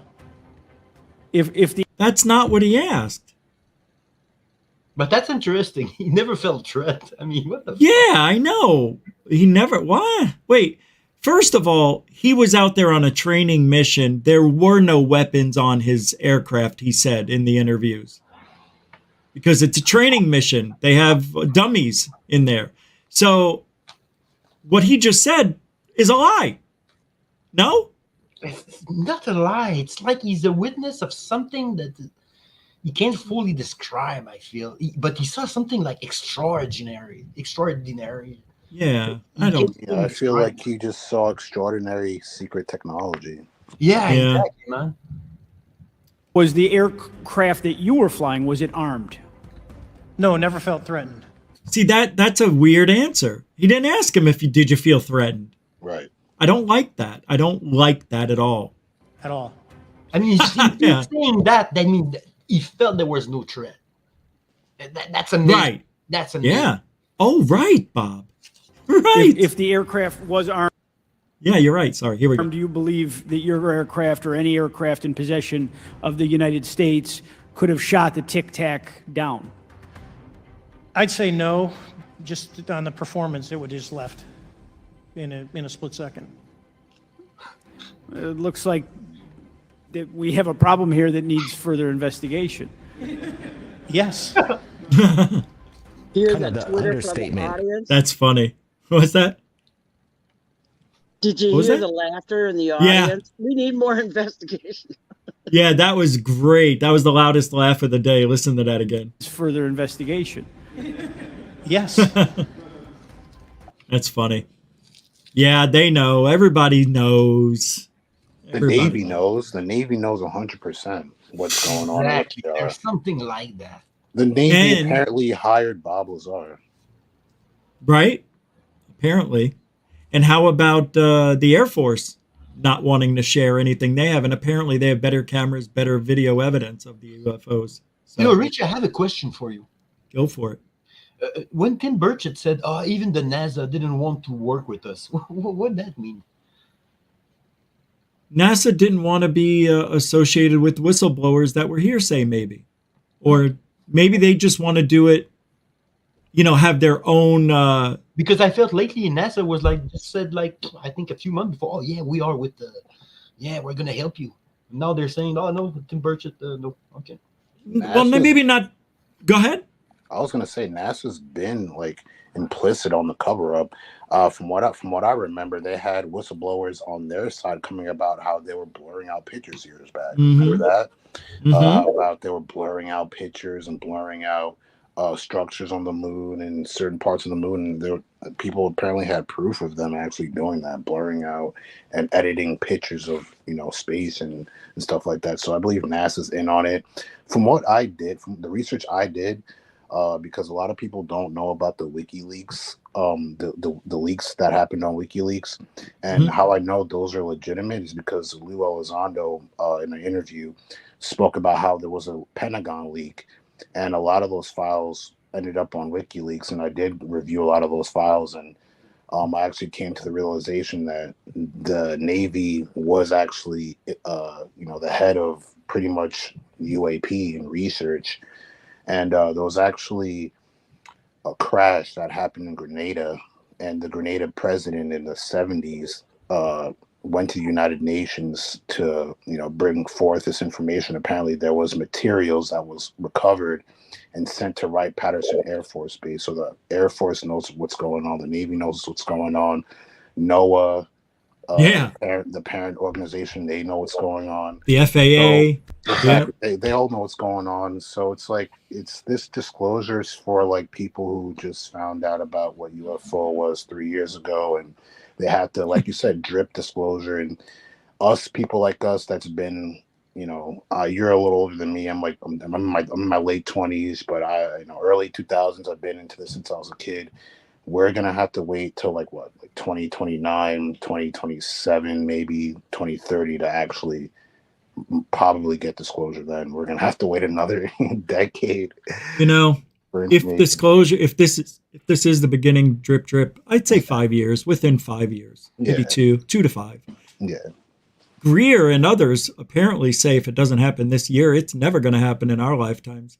So I'm not so sure what he knows, but it'll all be coming out soon. So whatever he knows, he's going to talk about. I got one more clip from and all good stuff, Sacred Teachings, everything you said. It's like, I think I believe in that. Yeah. I want, if you want, anyone here, I could get the WikiLeaks documents. You can't actually review the documents, but you have the document data, the name of the documents, and where the documents, the origins of the documents. So you could actually see the origins of the document. That's why I know it's Navy and the Oceanic, the Oceanic, whatever, I forgot what it's called, but the document says it all. There was actually I don't know if you saw this, but there was a document from the Navy in the 70s. The name of the title of the document was Introducing the American Public to Extraterrestrial Life Forms. That's an actual document. But that's awesome. Yeah, if we could get anyone who could FOIA that document, that'd be great. Yeah, I wonder if John Greenwald has that on his site. Well, I'll do a search and see if he's got it, because he posts, he's got over 1 million FOIA requests on his channel now, or his website. Good stuff, man. Yeah, well, there's so much in this field. It's really amazing. It's like there's so many better whistleblowers than what we've seen and heard. It's ridiculous, but there is something out there. There's something out there, and they just don't know. But all right, last big one of the night here. I might have asked this before, but I want to make sure. Do you have any personal knowledge of someone who's possibly been injured working on legacy UAP reverse engineering? Yes. Okay. So how are they injured? Whoops. So you know where that goes, Dorothy? Dorothy, you're muted. You're muted. I'm back. Okay. I had to make coffee. I'm an old lady, I know. You look young to me. I'm just fooling with your. I know. I'm in a mood. I guess we are. What is the moon half full? What is it today? All right. Let me. I'll go back to this and replay this clip here real quick. Okay. How were they injured?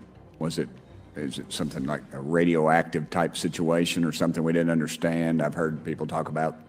Oh yeah, that's right. He's talking about the injuries that people get. So I think this is fucked up.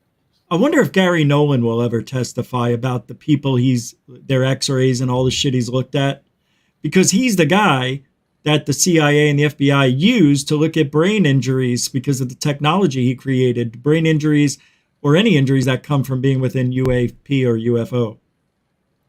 So remember what I said? there's just over 100 crashed UFOs, and Gary Nolan tested over 100 or analyzed over 100 different brains. I see that as non-extraterrestrial beings. I see that all those crashes that they talked about in history were test flights, humans, chimps. But I don't know. Come on, Rich, but can't be chimps inside a craft, dude. Absolutely, they did. They put chimps up there, dogs, all sorts of stuff. They're all different animals and insects, and they did. Yeah, but it wouldn't create like that. I mean, deep down, I feel that it was more than just chimp and dogs. It's something incredible that was inside this craft. Let's face it. It's something. If it went up we're gonna know about it like soon, but I believe that's the fun part of it, because we can think about it, or our imagination might be like creating a reality about this. We don't know. Gotta be careful though, Bob. Yeah, I know. Yeah, you can't be too far outside there, Bo. Yeah, there's that box. You still want to look sane. Even though we all think insane thoughts, you don't want to let people know. No, seriously though, I kind of agree with you. We don't know. It could have been E.T. It could have been anything, but it was strange. Anyway, let's finish this off here. Havana syndrome type incidences. What was your recollection of that? I can't get into specifics, but you could imagine assessing an unknown unknown. There's a lot of potentiality. Look at Corbell in the back. I didn't mention this earlier.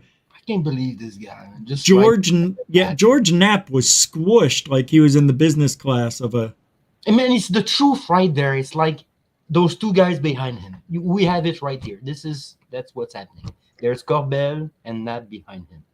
I fucking hate that. If they could have taken those two guys just behind somewhere else. I mean, this two reality. Okay, you guys are searchers, and this guy is special. Don't fucking get yourself on the picture with him. Right. Anyway, and just me, that's my fucking little rage here.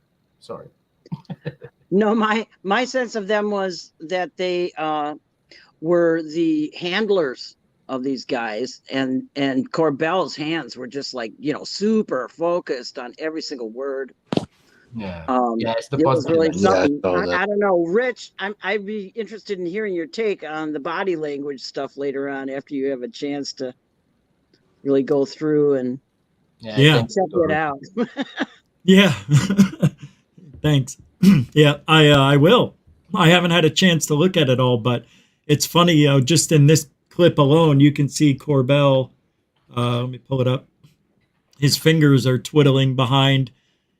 It's kind of interesting. I mean, they were in every shot just about. And, a lot of people were mad that they were sitting behind them because it showed like almost a favoritism to them. Then they shouldn't have been there is what I've heard. Look, I agree with that. Imagine assessing an unknown unknown.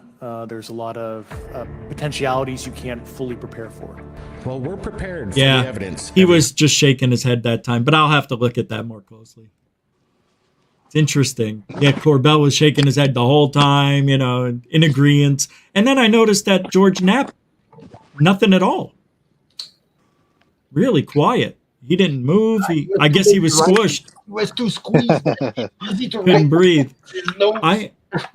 Hey, I'm trying to bring on Ed. There we go. Ice cream shots. What do you say to it, Chief? Hey, what's up, buddy? Dude, I thought I seen your show starting at 11 tonight. You threw me off. I took a nap and Oh, that's odd. Sometimes the times show up weird in other states or countries.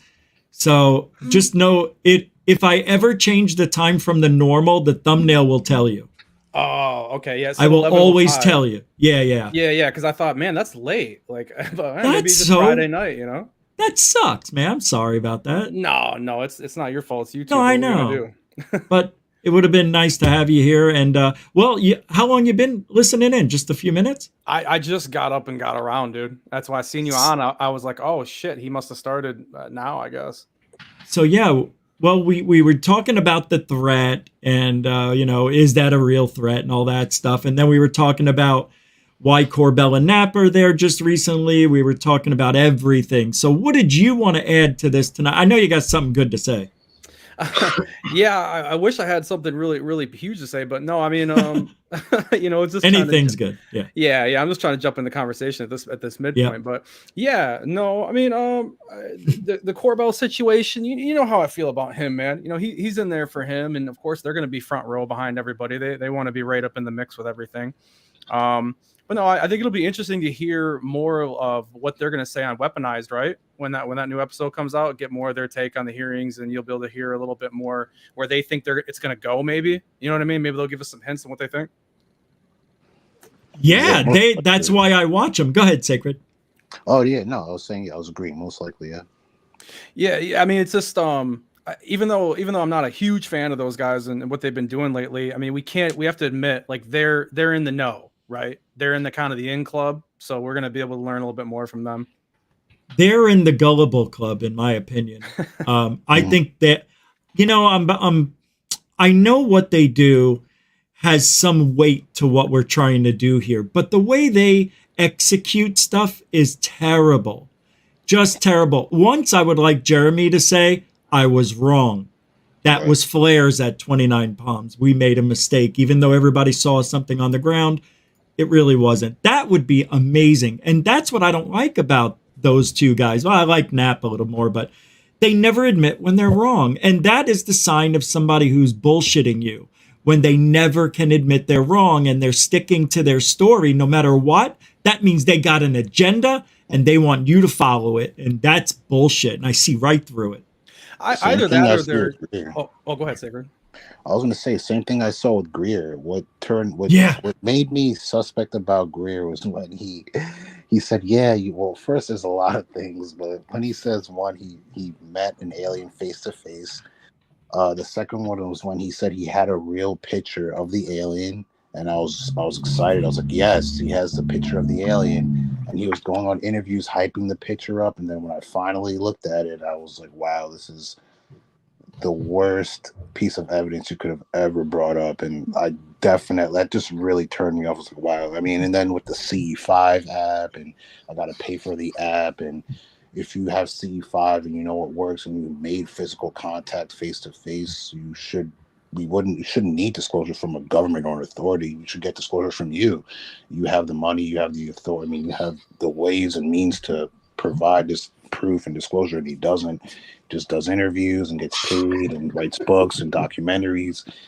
That's like, I have a real reason why I really don't like some of these people. But I just wanted to bring up this. I just wanted everyone to see this document that I found on WikiLeaks. Let me see here. You have a document you're going to show? Right here. Can you see it? Hold on. I'm going to pull you single solo so we can see it. There we go. Yeah, we see it. Yep, that's there we go. What is this we're looking at? This is the WikiLeaks document right here. Arrangements to welcome extraterrestrial life forms to the U.S. The date 1975, March 26. Oh, classified. This is what we were talking about earlier, right? Yes. What is this? Yep. This is the plan to assimilate the public with aliens back in 75. Is that right? I don't know that for sure. I mean, the document we haven't, obviously we haven't obtained it. I definitely think someone should FOIA request this, but that's it right there. That's the information. Whoever this person is knows so much. I've looked up the person's name, and there's so much documents. This person is that Margaret? Who can you pull that up for us? Greffeld. She's a federal employee. Okay. Department of State. Oh, there you go. Oh, Graffold. Yeah, let me write that down because I want to take a look. Thank you. Where's that from? What website? That's the WikiLeaks. That's WikiLeaks.com. WikiLeaks.org. What's her name? Margaret. Okay, yeah. Margaret P. Grafeld. Yep, and that's a document right there. And I think this document definitely should be looked into. When you look into, that's the Oceans Bureau of Oceans and International. In scientific affairs. When you look them up, you see that they're partners with NOAA and NASA, and it's all one one thing, and they're definitely Man. the cover up. So yeah. Thanks for showing that, dude. That's so cool. Speaking of NASA, Richie, did you, or anybody here, Bob, Dorothy, how you guys doing, by the way? Secret Teachings. Yo. What did you guys see what Bill Nelson was saying today? The head of NASA talking about how they're going back to the moon and talk about how there's hydrogen and oxygen. And he goes, "That's rocket fuel." He's talking about that new the new accords that they signed with Argentina. Do you see that? No. Yeah, they just did this press conference where he's up there smiling, and the greatest part of it is he said, and everybody's been talking about extraterrestrial life. Well, I'm putting a team together of top-notch scientists and physicists, and they're going to talk about whether or not they want to use our sensor system to take a look at this deal. They're saying that, which I thought was funny because it's like, what do you mean NASA hasn't been using their sensor systems for that? I thought that's what we give you $50 billion a year for, man.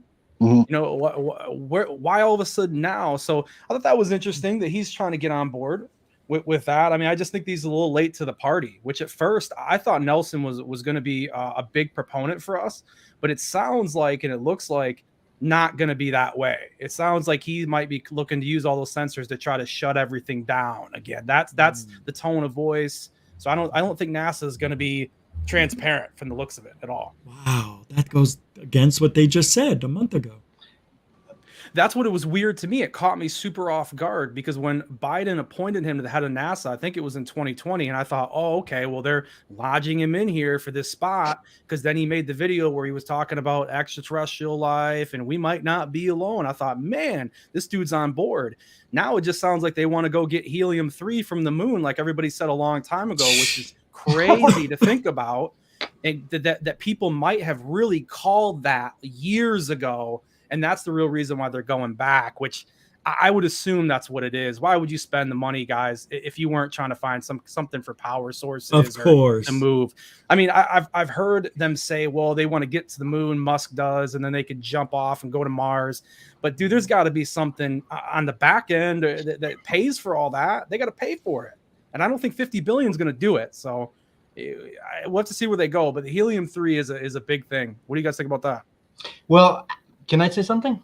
Yeah. Oh, yeah, man. I believe that we have to understand that when we are in some sort of a now, right now, thinking about all those high things from coming from right to left.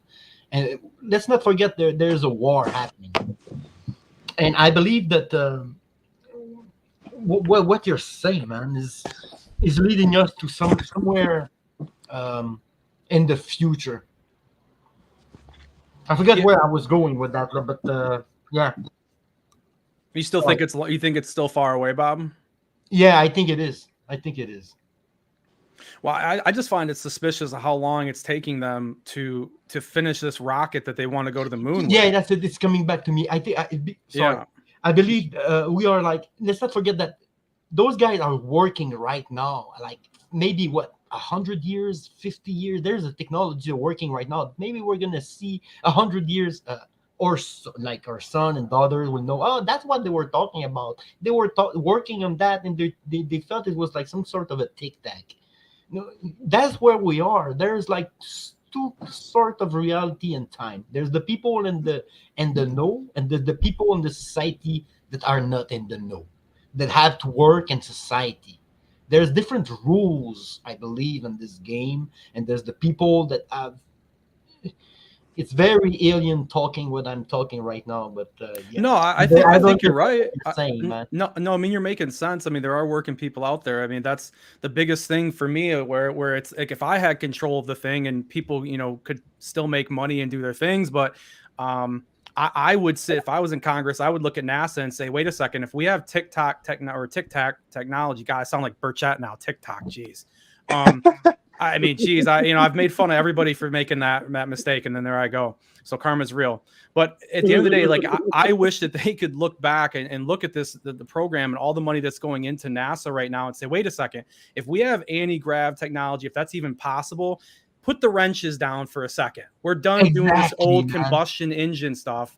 Hold off. Let us figure out if there's something better that then we could spend the taxpayer money on than sending it to these old rickety rockets when we have this tech, like a Tic Tac, that could just take us up there and come back, which is originally what I thought was going on with disclosure, if that was a process that the government was interested in, was they wanted to get this tech out so they could go to the moon. The moon right now is what's most interesting to me about the future, because Argentina signing those Artemis Accords, guys, that's almost like them drawing up teams again, like Axis powers and ally powers again, because they know that, hey, if we get up there in space and there's a little bit of trouble and there's war, who's on the right teams here?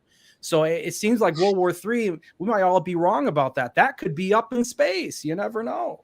Dude, man, what about World War Thank you III for talking, being a man. psyop, Jesus actually, through AI and all of our personalized ads and everything that psychology has brought to bear upon influence peddling to the masses in the form of propaganda?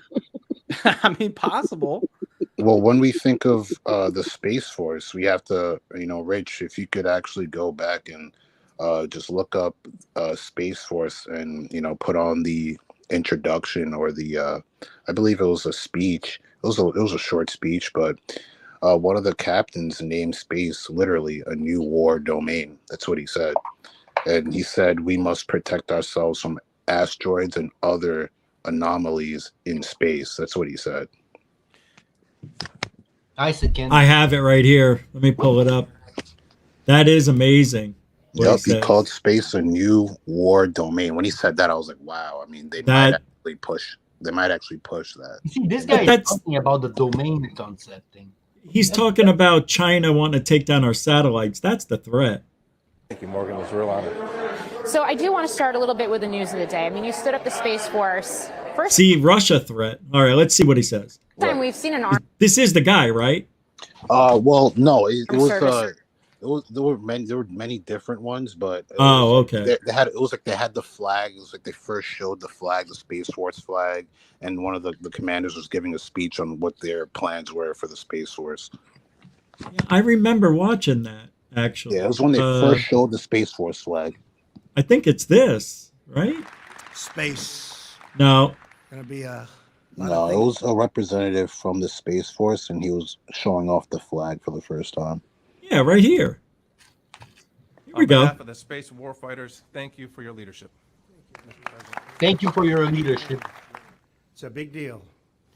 As the newest combatant command, SpaceCom He's will funny, defend man. America's Yeah. vital interests in space, the next warfighting domain. See? There you go. Holy shit, you're you right. go. And I think that's pretty obvious to everybody. Holy It's mackerel. all about space. Wow. Big They want a war money in in space, The guys. dangers They want a war Big in money. space. That's a given. The They want a next war in space. warfighting Yep. domain. Wow. And I Let's think see. that's Let's hear pretty this. obvious to everybody. It's all about space. Yeah. The dangers to our country constantly evolve, and so must we. Now, those who wish to harm the United States, to seek to challenge us in the ultimate high ground of space, it's going to be a whole different ballgame. Our adversaries are weaponizing Earth's orbits with new technology targeting American satellites. Oh, I accidentally cut us off. Hold on. He says that they're aimed at our satellites to take down our defense system, and then And our way of life at home. Our freedom to operate in space is also essential to detecting and destroying any missile launched against the United States. SpaceCom will soon be followed, very importantly, by the establishment of the United States Space Force as the sixth branch of the United States Armed Forces. that's it. So, oh my God, I'm still blurred out. Go ahead. If anybody wants to just continue what we were talking about. Yeah, it's interesting to hear him bring up the satellites and all of those things, and it's always the best part is to think of how they look at that as that's what we think is the only thing that's going on. They're so far ahead in what they're thinking. It's not just satellites and knocking a missile out of the sky, man. They're looking way down the road. Exactly. To what? What are they looking to? I just think it's about the resources that are in space. Whatever's on the moons, they figure the helium-3 there. They also any kind of I don't know, maybe asteroids is the right thing. I'm not a astrologist or whatever, astronomist, but whatever those asteroids that hold all of those elements. I mean, I read an article, guys, that what was it? They're saying $10 billion or something. They thought what this rock was worth that was flying through space because all the material on it. Right. I mean, there's trillion, right? 10 trillion. Trillions. Yeah. It's With big an S. money, man. And the problem is they just don't have the battle lines drawn yet. And there's only so many people that can get there. And I think they're trying to get ahead of it now with stuff like that. They're trying to get the ball rolling. You know? But you keep forgetting we're all just the humans on the planet, everywhere around the planet. You know, it's like it's this whole created system that we think is the reality, but it's not the real reality. Well, they want to go right. Yeah, My I think God. they want to go into space and try to capture, well, not try to capture, but obtain more asteroids so they could. Well, when you obtain these asteroids and rocks, you obtain elements, and according to Bob Lazar, you can obtain element 115 and combine it with other elements to make it a stronger element to actually, apparently that's what's used to power these crafts and do all this crazy, maneuvers. It's the element 115 and what they can extract from space materials, space rocks, stuff like that. Yeah, there's probably something to Mars too. I mean, they really want to go there. Obviously, they're super duper interested in it and possibly moving people to get us off of here. Which also makes me wonder when you think about how a lot of the talk is that these are interdimensionals, that they're not extraterrestrials that are here. You know, we're sharing this space with them. Maybe they feel like, hey, we gotta get out of here and maybe Mars can be our own space where they're not. I don't know. It's a far out there thought, but I don't know. It's a thought. I don't know what would be the interest going back to Mars, actually. I don't know what's the interest in Mars. It's like, why are we there anyways? I think Mars it's could part be of understanding, the development of planets, because there's evidence that Mars used to have life on it. And so I think they've learned a lot about the formation of planets and how planets lose their atmospheres and everything else. And we're heading down that road right now. Yeah, but that's too easy as a concept. It's like so obvious that we have to focus on Mars.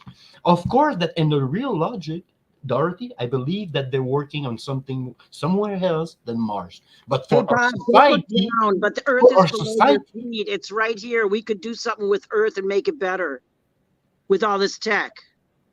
I didn't get. Put all the money into the Earth. They're so stupid. Save the Earth instead of fucking trying to transform another planet to live on, you yahoos. But Richie, what if the Earth is like I can I scared Dorothy out. I can see that, but there was always like a flood when Earth had been facing many flood over and over and over. When we get like too fucked up and too smart, there's always a flood in the end. That's right. Thing, and maybe we are like starting thinking about it now. We are going smart, and maybe a flood is coming, and we need to go. Well, even that concept is impossible. But I truly believe because of our digestive system, Richie, we are linked to that planet for a long, long time, my friend. Creating toilet on different other planet, man. Between you and me, Richie, this will take fucking time, and this is true cosmic logic. We have a digestive system, and that's why they're coming telling you that, oh yeah, those aliens, they have no anus, they have no digestive system. Why the fuck do you think they're telling you this? Fuck. Of course they're gonna tell you this. Anyways, I'm gonna leave. They've destroyed us 5 times because we got too many people on the planet, and the technology, we were abusing it, and so that's why you can't find any of this old technology. They buried it in the sand. Maybe we found some things from 20,000, 100,000, 7 million years ago. All I know is there's going to be another extinction event. It happens all the time here on Earth. No, in all logic, man, Richie, if we have or are in contact with something that is still invisible to us, that means we are in jail or we are in a zoo. There is no ending to that conversation. That's what is happening. We are being studied, or whatever. That's what is happening right now. There is no other logic than that. Yeah, Bob, I agree Because with you. there is no contact. There is no contact. We are in the position, naked, shirtless, and we are the one being, okay, move there. We're going to test this on you. This is fear, this is that, and this is that. Yeah, I think you're right. I think that's why this has been such a problem to get this information out. And then the more and more that we do here, the more and more it leads us to that. You know, the UFO tech sounds like that. And then you have our physicists saying the world's a simulation. Everything is like a river that's flowing all the way down to that one area, to the same conclusion, which is, you know, we're being watched, you know, and when you think about it, we're the longest ones to make it so far before the wipe. You know what I mean? So that's what makes me wonder is, you know, are we going in the direction more of what they want and they just wipe it out after we get to where we need to be for that cycle and phase and they learn? Or is it just on a timer? They say, hey, every once in a while, we're going to go ahead and wipe it out. And that's that. Yeah. Deeper than that, those who have like close somehow contact, those the real one I'm talking about, who get like a feeling of contact with something, they know that this thing was related to them, like a doppelganger of them watching from distance. That concept is creepy, Richie.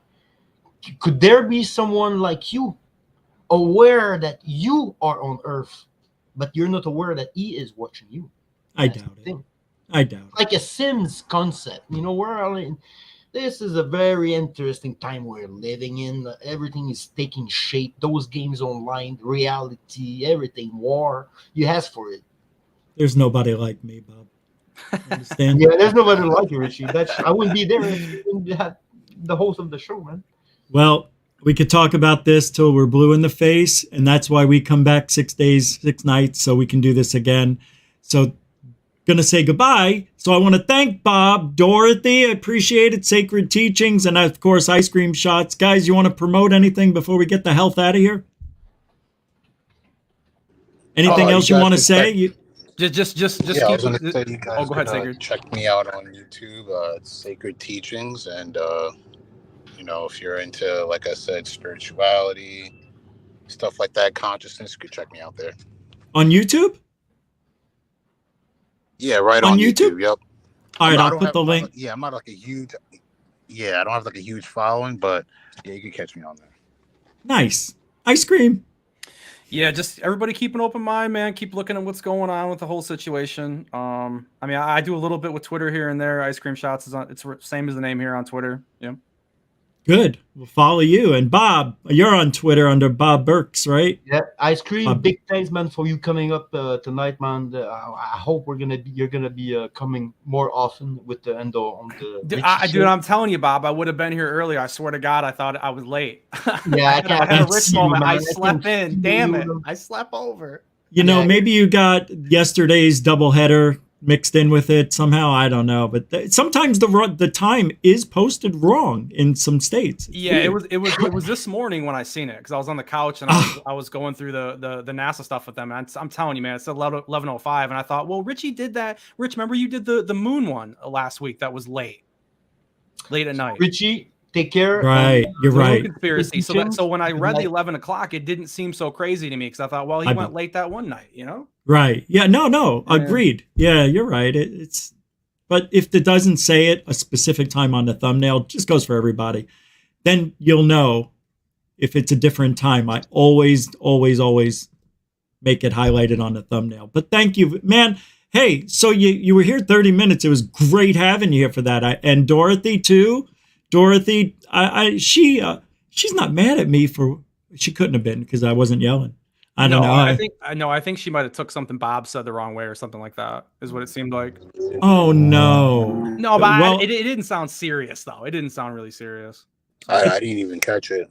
Yeah. No. Well, I was talking and I jumped in and said something, but it wasn't offensive anything I said. So I don't understand what happened. No, I didn't think so. Yeah. Well, and she also has a connection that fades in and out, so it could have been that. But Dorothy, thank you for your brain, and for all your time too. I appreciate it. So that's it, guys. I'm gonna remove you here and say goodbye to everybody. Thank you again. I will be back tomorrow, Saturday. 50-50 chance there's going to be a show Saturday or Sunday. Now, I think tomorrow night there'll be a show. So I'm leaning towards that. But I also have some things in the work. So thank you very much for hanging out. Unbelievable night. Thank you, Sacred Teachings, and everybody. I saw your chat comment. Moderators, super chatters, the best in the biz. You guys are... See, I can't talk. This is why I had to end. I was going to say you guys are complete fans. And I don't know what the hell that means. So I tried stopping myself before I said it. And I said it anyway. And then on veterans and newcomers, thank you as well. Appreciate it. Without you, there is no me. And without me, there's no truthology. Oh, I just thought of a new way to end that. Without you, there is no me. And without me, there's no truthology for you five. Oh, truthology for ufology for you. See? All right. Be safe, be kind. Hey, have a good weekend. Alien bless.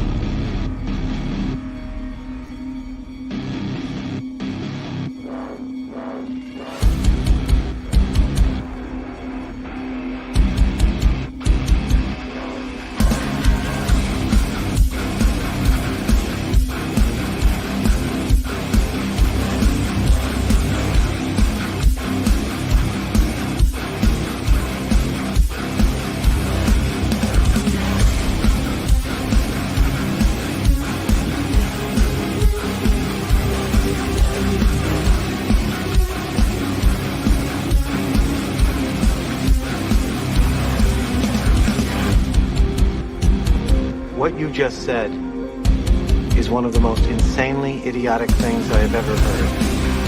At no point in your rambling, incoherent response were you even close to anything that could be considered a rational thought. Everyone in this room is now dumber for having listened to it. God have mercy on your soul. What you just said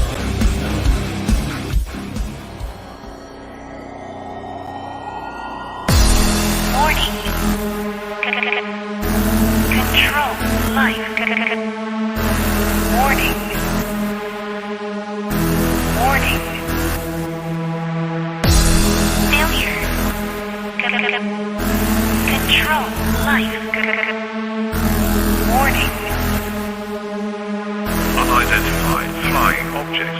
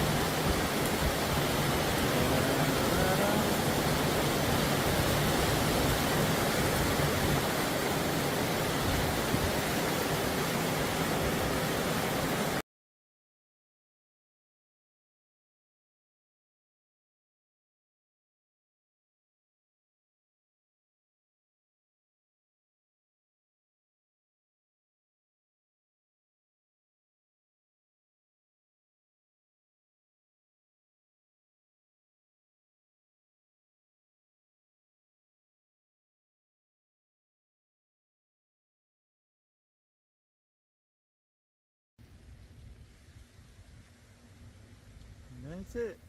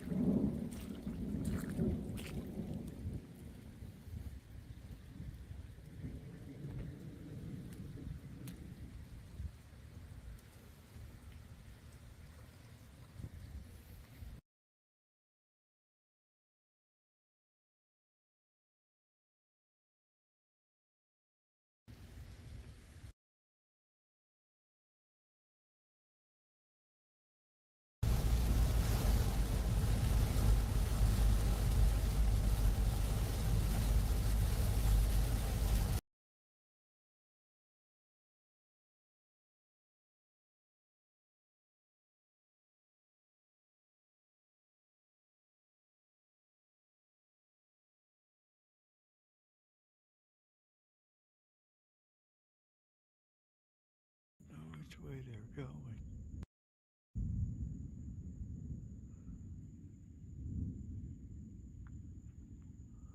I don't know which way they're going.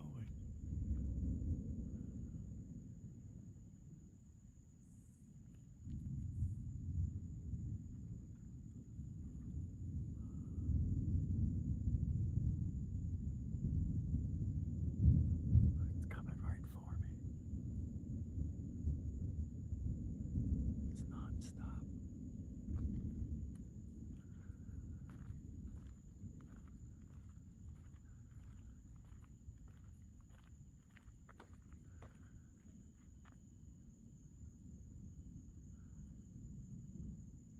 Got it on the widescreen.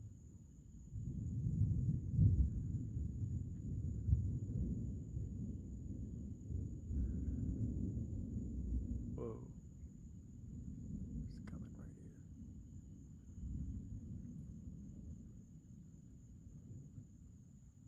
It's coming.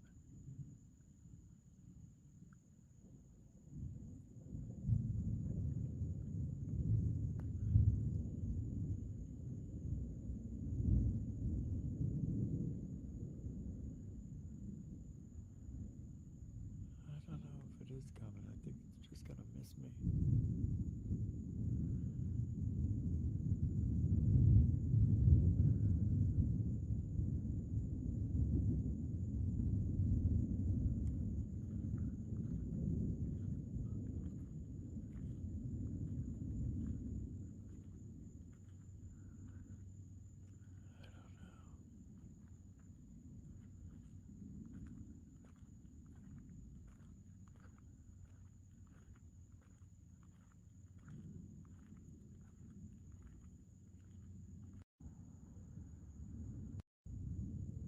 It's not coming. It's missing me. It's hard to tell.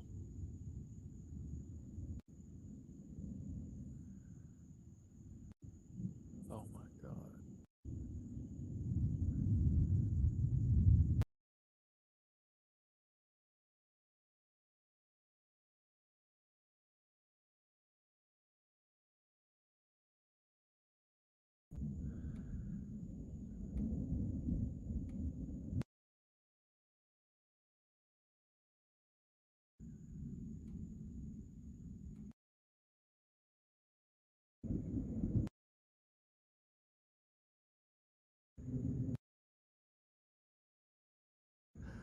Shoot out of the side of this thing like a sprite.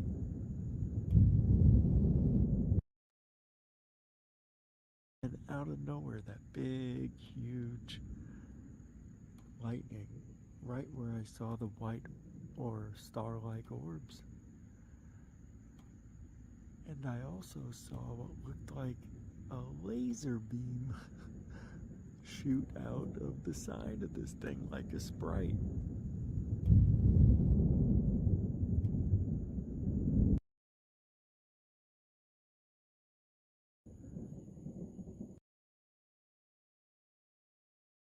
I see it, I see it. Get closer. There it is. What is this thing? It hasn't moved. It's not the moon.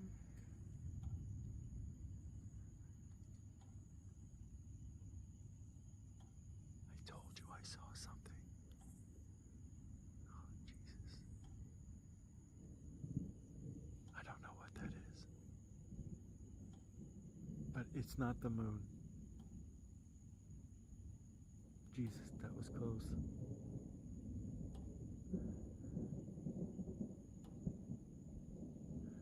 How can it be? There's clouds. There's clouds right in front of me. That's not the moon. How can that be the moon? I'm telling you, that's not the moon. You can see the storm in front of me. There's clouds. Well, I'm gonna stand here and see if that moon goes down or up. I'm looking west. What the fuck? See, that's no way. That's the moon.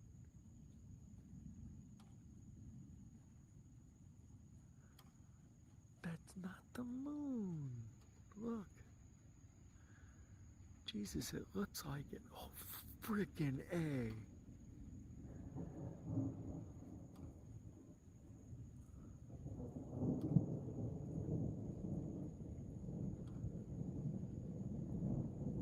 How can that be the moon?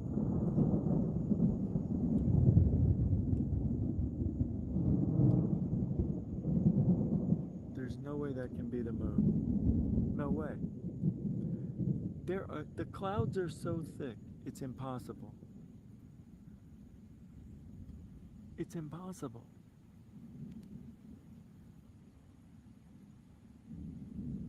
It's raining now. There is something that is that's in the fucking cloud. That's in the cloud. Oh my God. Oh, Jesus. See?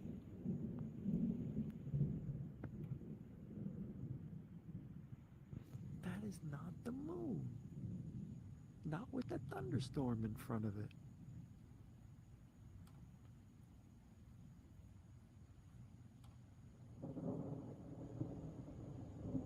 God, it sure does look like it though, doesn't it? I don't see how that can be the moon. These clouds are thick, and you see the lightning bolts in front of them. How can that be the moon? How? It's not the moon. Whoa, it's not the moon.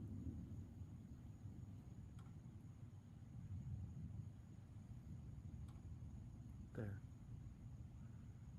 See? See the clouds? There's a sheet of rain behind it. And it hasn't moved. It hasn't gotten closer to the ground, right? So, see?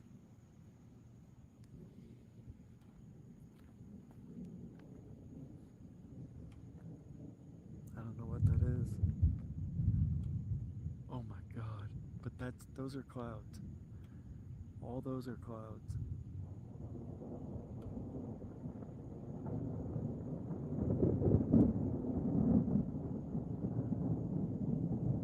I don't know how that could be the moon shining through clouds like that. See, these are all clouds. They're the same. Same thickness.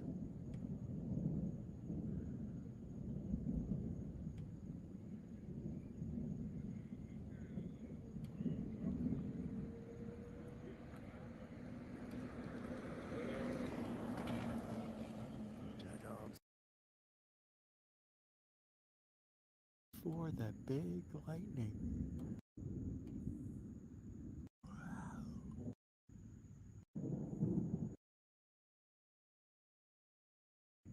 It looks like it could be a cloud. But it's not moving. It's a white What the hell is that? That doesn't look like a cloud at all. And it's not moving. I'm keeping the camera here. Okay, when the lightning went off, I couldn't see it, but I see it. I see it. Let's see, I'm gonna get closer. There it is. What is this thing? It hasn't moved.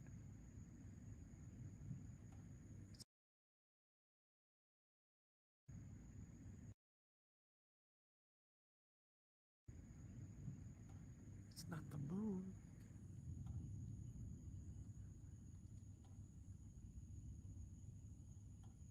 I told you I saw something. Oh, Jesus. I don't know what that is.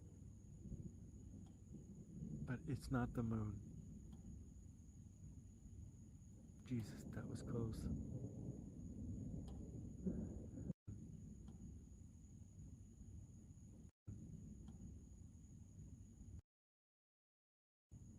Jesus, that was close.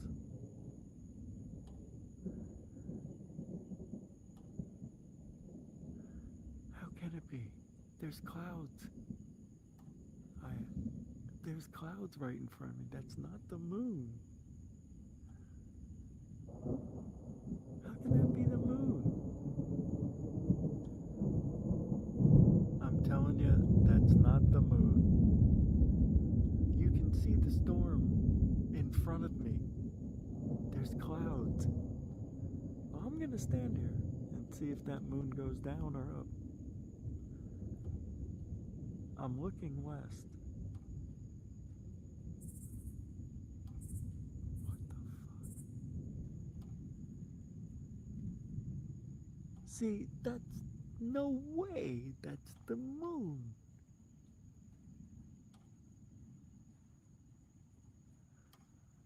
That's not the moon. Look.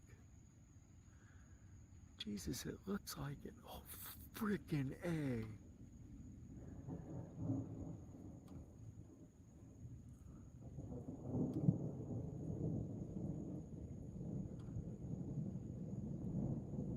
How can that be the moon?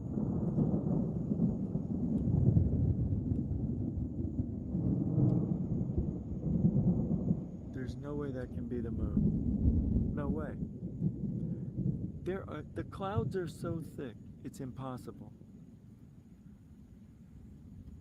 It's impossible.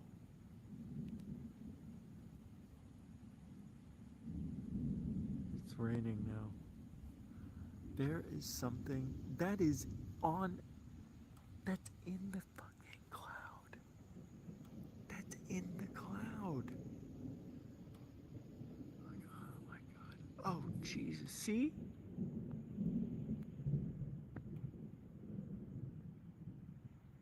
That is not the moon. Not with a thunderstorm in front of it.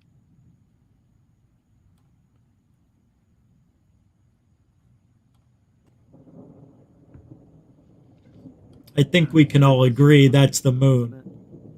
Right? Wouldn't it have to be the moon? These clouds are thick, and you see the lightning bolts in front of them. It is so weird, though. When I was watching it, I said, it definitely looks like the moon. At first, it looked just like a light. But then, thick clouds, lightning bolts. I've never seen lightning in front of a moon so brightly lit like that. I also think the moon is setting because I am looking west, and it does seem to have gone down a little bit in its location. It's got to be the moon. To the ground, right? It's pretty cool though to get it like I did. See? It's so weird. But if it looks like the moon, acts like the moon, it's a duck. See? Look at how bright that was. Those are clouds. It doesn't mean there's clouds in front of it, but the bolt almost hit it. Bia. I don't know what that is. Oh, that would have been good if I got that right there. That is. Oh, look at that. It looks like daytime. Wow. Look at that. If I wouldn't have told you, you would think this was the daytime picture, a daytime picture. Oh my God. But that's. I want to get that bolt. I don't know what that is. Ah, never mind. One more try. I think I got it. Oh, Richie. I don't know what that is. Nah, all right. That's it, guys. Thanks for hanging out. I'll play that. Well, I'm going to put that in a video. It'll go up. You guys can comment on it. Have a great night, everybody. Thanks for hanging out for the bonus show. Until next time, kids, alien bless. I said alien bless. What you just said is one of the most insanely idiotic things I have ever heard. At no point in your rambling, incoherent response were you even close to anything that could be considered a rational thought. Everyone in this room is now dumber for having listened to it. God have mercy on your soul.